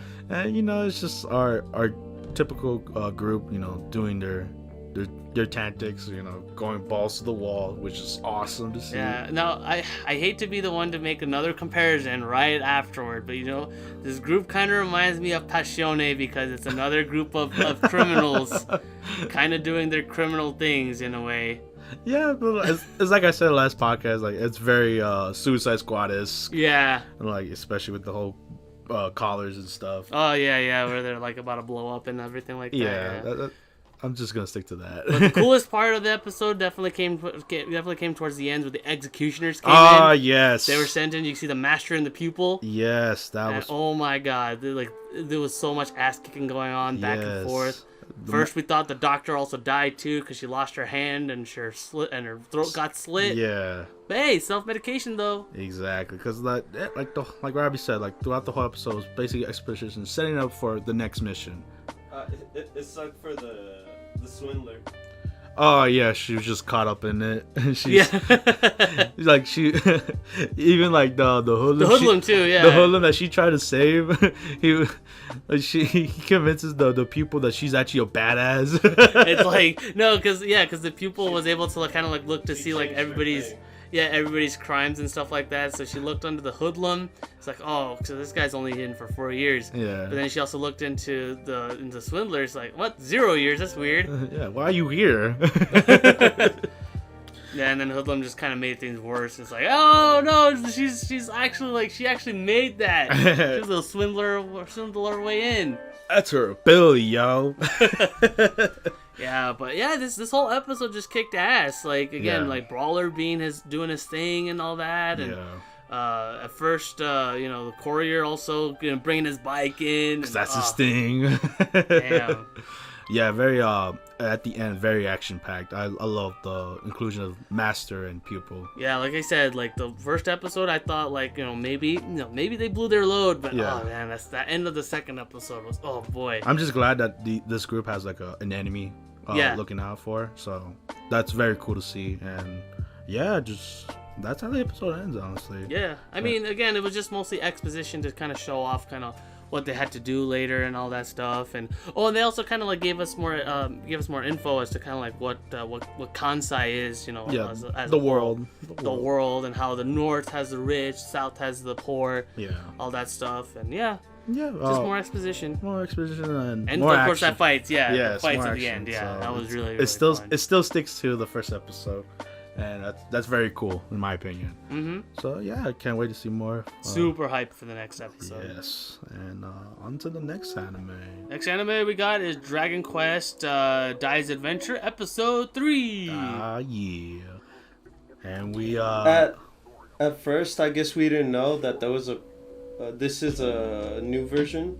Oh, no, we said it last... We explained this already, yeah. Did we explain it last? Yeah, we did. Yeah, we did, yeah. Okay. Yeah, we referenced to the old show. Because at first I didn't know that this was a remake, but as I was editing for 2 weeks ago when we were doing episode 1, I realized that this is actually a remake of the 1992 anime, which is also an adaptation of an original 1987 manga. So this really much all goes back toward all the way back to the 80s, back when Dragon Quest 3 first came out. Yeah. All the way back in the NES. So this is old stuff that's being remade now for current gen 2020. This show has roots, damn it. Mm-hmm. Oh yeah. But continuing with the beginning of the episode, the Dark Lord. The Dark Lord has come back and Yes. is causing a ruckus. All the monsters in the entire world, including unfortunately the island, is being possessed. Which I got scared. Yeah. I got scared because I didn't want to see Dai kill his friends. Yeah, same here. So I was like on my edge of my seat, like, no, don't let him kill his friends. Don't kill Gramps, damn Even it. Brass, yeah, even Gramps, he was like he was kind of fighting it, but who knows how long he's gonna be able to hold out for. Yeah. But hey, thankfully help arrives. We see a master Yes. show up. And is immediately runs off with a sheathed sword to create basically a transmutation circle and actually summons what was the spell called? Again? Glimmer. Yeah, which is Yeah. basically holy in Dragon Quest lore, Mm-hmm. and casts it on towards the whole island, which nullifies the effect of the Dark Lord. Phew. Problem solved. Glad our monsters are saved. Mm-hmm. Well, the ones in the island, at least. Yeah. And now that he's here, he introduces himself that he is Avon, Yeah. Avon, and he has his Pupil Pop. yes, great names. But he's actually a very well-fitted master of training heroes. Yes. So he has years and experience of training upcoming 13 years. Yes, upcoming heroes. So he wants to train Dai since the princess and I think the kingdom send him out there. Yes. To train Dai to be. It's all. I love how interconnected all this is, because even though we're still, I guess, technically on the island, there's no adventure outside the island yet. Yeah. It's all set up Exactly. from within the island itself, which is great. Yeah, because we all know that Dai is gonna become the big. He never left the island, huh? No, he has not left the island yet, except for to get To get Gomichi back. Yeah. But that's still on the ship. You didn't actually land on any kind of civilization. We'll get there. I'm pretty sure eventually he'll leave the island. Yeah. But yeah, Avon takes him in to train him hero training, super hardcore hero training to pick him up to speed so he could save the princess because they're in trouble in their Yeah, kingdom. because again, the Dark Lord's influence is affecting the entire world. Yes. So that also includes the kingdom of Papnica too, which of course Leona is the princess of. Yes. To save her. He wants to save her so badly. Yeah. And it motivates Dai to work his hardest and just train like the hero that he's supposed to be. Yes. And even influence Pop. Because apparently back when they were back in the kingdom, he was kind of took the easy route out. Yeah. He's like, if this is too hard, I'm not doing it. And Avon was impressed to see that Pop wanted to train as hard as Dai. Yeah, he was actually taking, despite being a pupil for a year, he's actually taking his training the most serious now than he has before. Yeah. He actually has like a fellow pupil too. Which is very cool to see. I like that whole dynamic with Pop and Dai. Yeah. And there was so many funny moments too, like with Avon just carrying a big boulder. Oh yeah. It's like, okay, time for you to cut this. Yeah. Demon Slayer your way into this thing. Exactly. And obviously the cheap sword that he gave him did not work, but he had that trusty knife that the princess gave her. And at first, he didn't overcome it because how the hell he dropped down a boulder. Yeah. But with pure training and just going with the flow, he mastered it, man. Mastered the art of cutting a rock. The extreme hard-working hero course training. And yeah, it's like a montage, but like they actually show you what they're doing in their montage. Now I like how this whole thing like lasted for like a year. No, not a year. Sorry, I was getting confused with something else. Cause like with Demon Slayer, it took Tanjiro like 6 months to cut a rock. It did. And for Dai, it took him 2 days. Hey man, he's the original. This guy. That's true. Yeah.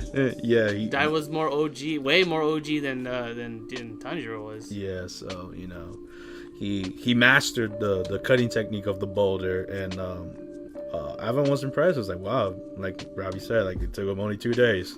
That's crazy. It's funny with the sword fighting. Oh yes, because Dai didn't know how. He's good at the sword, but he he was not that good. In there. Yeah, so he needed to refine his techniques. Yeah. Took him 2 days. And still, unfortunately, he does not know the way of the magic. Not yet, yeah. No, but That's his weakness. With the sword too, he was fighting with only one hand, but it took him 2 days To have Avon actually use 2 hands, yeah. Yeah. Which is, great montage. Kind of yeah. And then finally, it also led it led to the point where Avon is basically like, okay, now you have to fight my other form. And he transformed into a dragon. Yeah. Like, okay. It was so crazy. And it was cute, too, because, Avon has glasses. Oh, yeah. And when he turns into a big dragon, he still keeps those little glasses with him. Yeah. Definitely the opposite of kind of like of Dragon's Dogma. Yeah. Which is funny, because like I said in the previous one, it's technically like another adaptation of like video games and stuff. Mm-hmm. Of a really popular video game, so yeah. Yeah, but this one does it better. Oh yeah. Oh yeah, definitely. All right, and that was episode 3. I mean, I guess kind of obvious. We're definitely keeping this. Yeah, one. this is like in a. Oh my god. Nah, we're keeping this one. We're keeping dragons. We're keeping Dragon Quest. The inner child of me is always excited to see this anime. Oh yeah, for sure. And on to the last anime that we have for today. We have Jujutsu Kaisen, episode 3. You're almost there. Jujutsu Kaisen. Also known as Sorcery Fight. Yeah, also known as Sorcery Fight, which episode 3. Which is Robbie's favorite title. It's my favorite way of pronouncing the name, damn it. But yeah, we get introduced to our third member, Nobara, and she's a tough girl. Yeah, she's a tough girl. She's a country bumpkin, but tough as nails. Yes, and she's just glad to be in Tokyo, out of the country, and just experience Tokyo itself. Yep. And she's like super excited, nothing's gonna stop her. And then she meets her fellow classmates, and she's kind of disappointed. Yeah. She calls Yuji a potato and Fushiguro a like a blank sleep. like a blank kind of like tofu or something. I don't know. Yeah, she's basically saying that these two are just boring. But she likes the sensei. He has a blindfold. Yeah. But yeah, they were exploring Tokyo, but the sensei wanted to test her and obviously our boy into this. They were so happy. Yeah, they were so happy because he named it a location that was like that looked super nice and wonderful, but he ended up taking them to like a cursed abandoned building and stuff. Yeah, in Roppongi. Yeah. I like Sensei. Yes. Gojo, yeah. Yeah, Sensei's awesome. Gojo steals the show for sure. He's very. Oh man, he has so much personality. Yeah. Anyways, it's not his episode. It's our girl. It's our girl's episode. Gotta show what she can do, and yeah, she actually uses hammer and nails for her main kit. Which is very interesting, a very different take on the hammer. Like she actually used the damn nails. Damn it. Yeah. And basically, as soon as the nails like kind of bury into like the victim's skulls, pop. Damn! Boom! Kablam! Kapowie! Kapowie!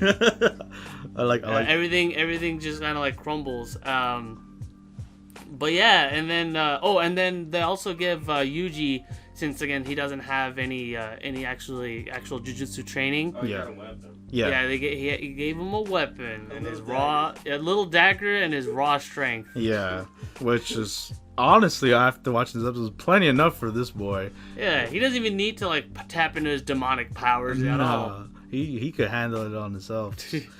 As we could see when he fights the first curse. Yeah. Just a random curse that slashes it like all the way through vertically. So beautiful. It's funny because the guy, the sensei, he tells him like, "Hey man, just control your shit. Yeah, just don't let him out. Yeah, don't tap into it. Yeah. You do it, you're gonna kill everything. You're gonna kill everything real quickly, but you're gonna do stuff that you're not supposed to. Yeah, you ruin the training session. Mm-hmm. But yeah, that's when we see our main girl. Our girl. She's in a predicament. Yeah, she finds a little boy that was trapped in the upper floors, but unfortunately a curse actually comes in and has him hostage. Has him as a hostage. So she makes the selfless sacrifice and says, okay, you know what? I've dropped my weapons. It just sucks I won't be able to get to see my senpai. Soro? No. Sario. I'm sorry, I'm butchering this name. Flashback. Yes. So we get to see who this person is. She kept mentioning it throughout the episode. I think it's Satsuki. Yeah. Satsuki, yeah. So they flash back into the countryside where she grew up, where she was a first grader, and this high schooler named Satsuki came in from Tokyo, moved in, and she's really nice, she's really sweet, but unfortunately none of the other villagers really liked her at all. Yeah. Thought that like, oh, she's just a city girl, Yeah. She doesn't understand our way of life or anything, blah blah blah. Yeah. And just made her life a living hell. And so despite the fact that like she was like Nobara was really good, she did not have it anymore and decided to move back to Tokyo.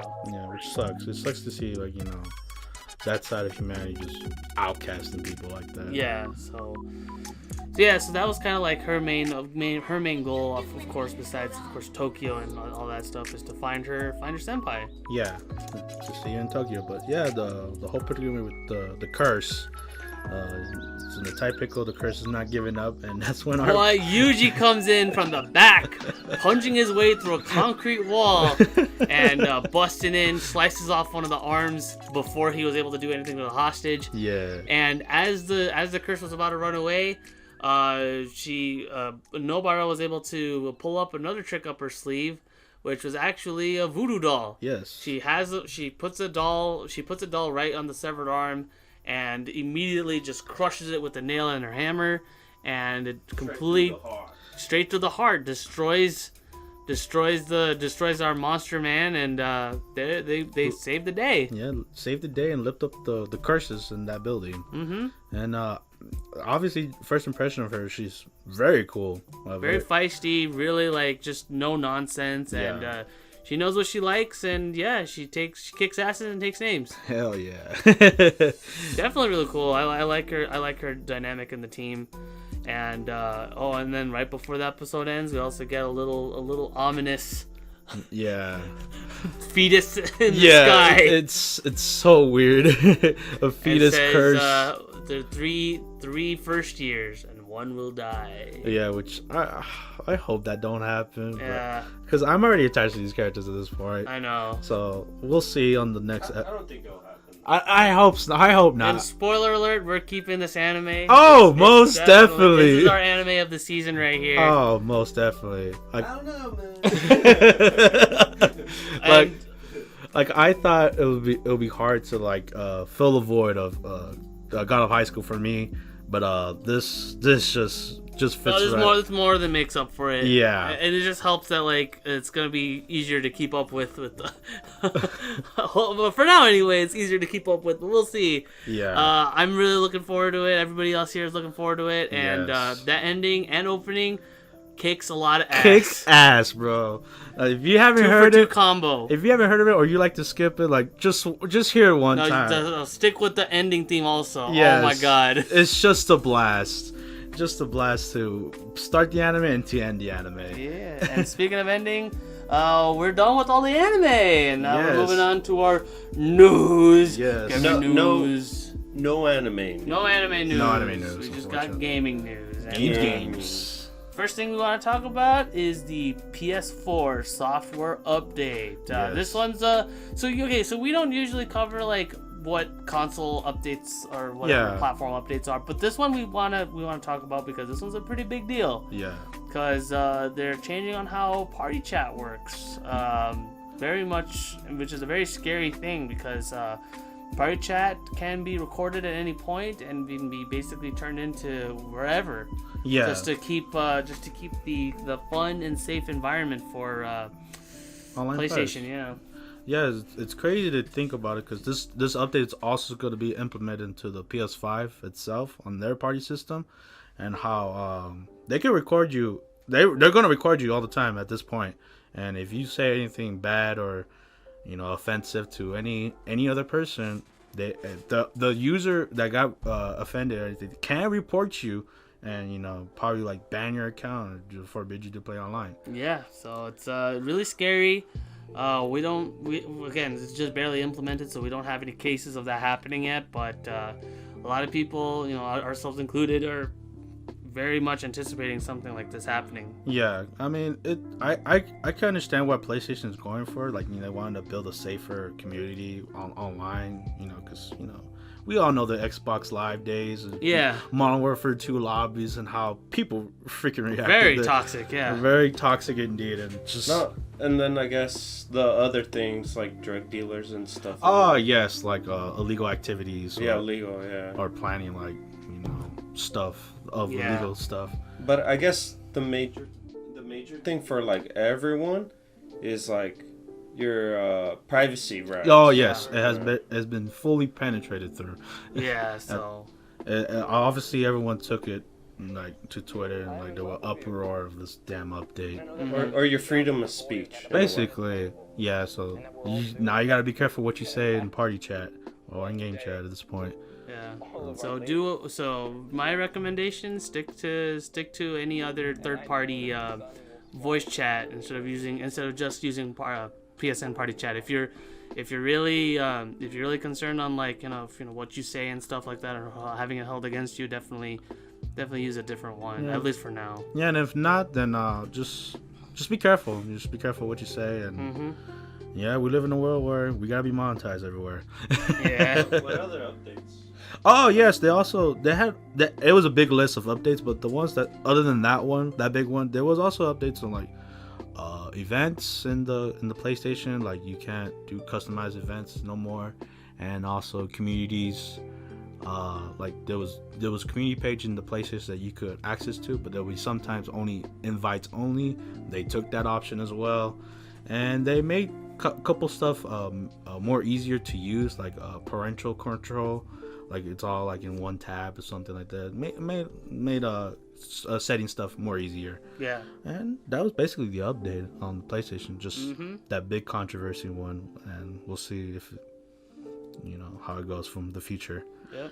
And on to the next gaming news. This is an old game, but it's finally getting a release. A re-release. A re-release in the North America. It's Phantom Breaker. Omnia. Phantom Breaker. Omnia. David here is super excited, and yes, it's a very old fighting game that it's very interesting when here the squad played it.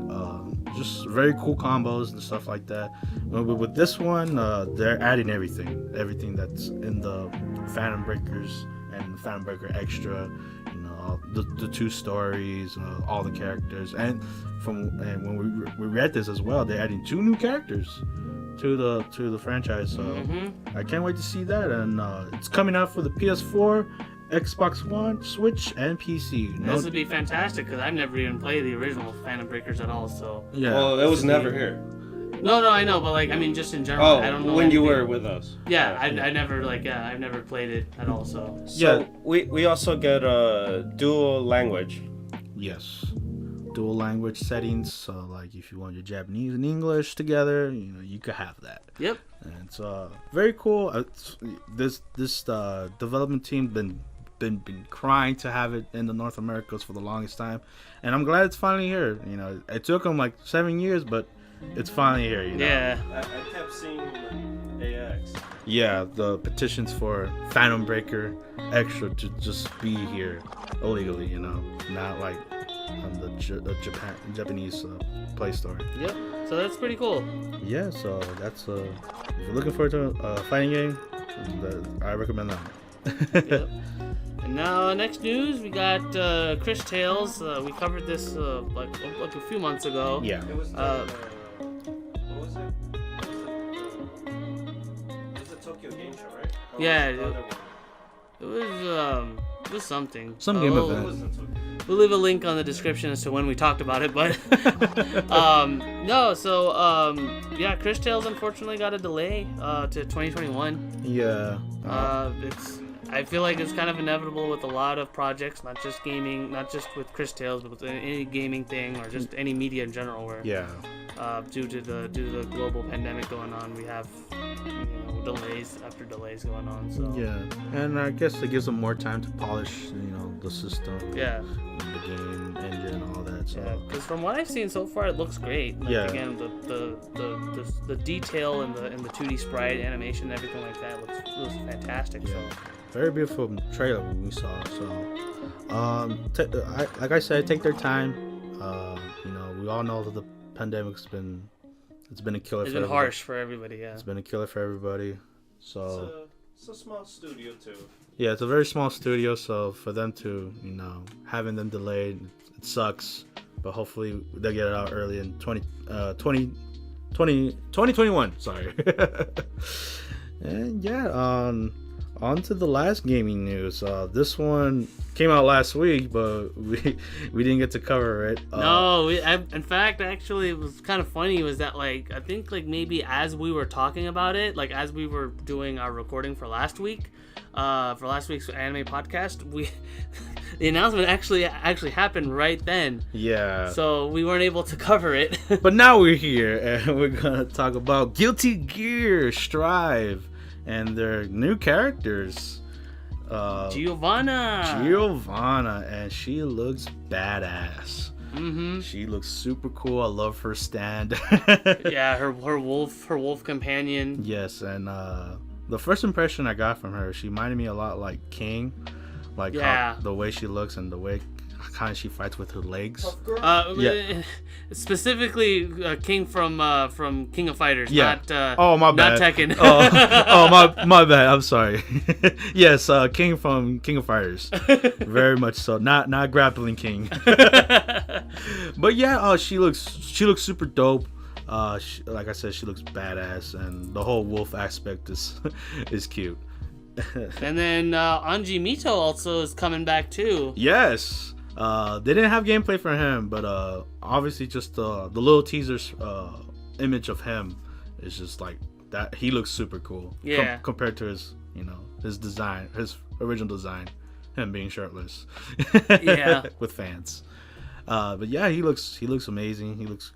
We'll see his gameplay. Maybe it'll convince me to pick him up. Yep, and so far with what we have so far, we only have 2 more slots for the base roster. I think one more. One more? Yeah, because Anji Mito was. Oh yeah, right, yeah. So, one more slot. I wonder who could it be. So what do you think, man? Would you get the deluxe? The deluxe edition? The deluxe or the ultra?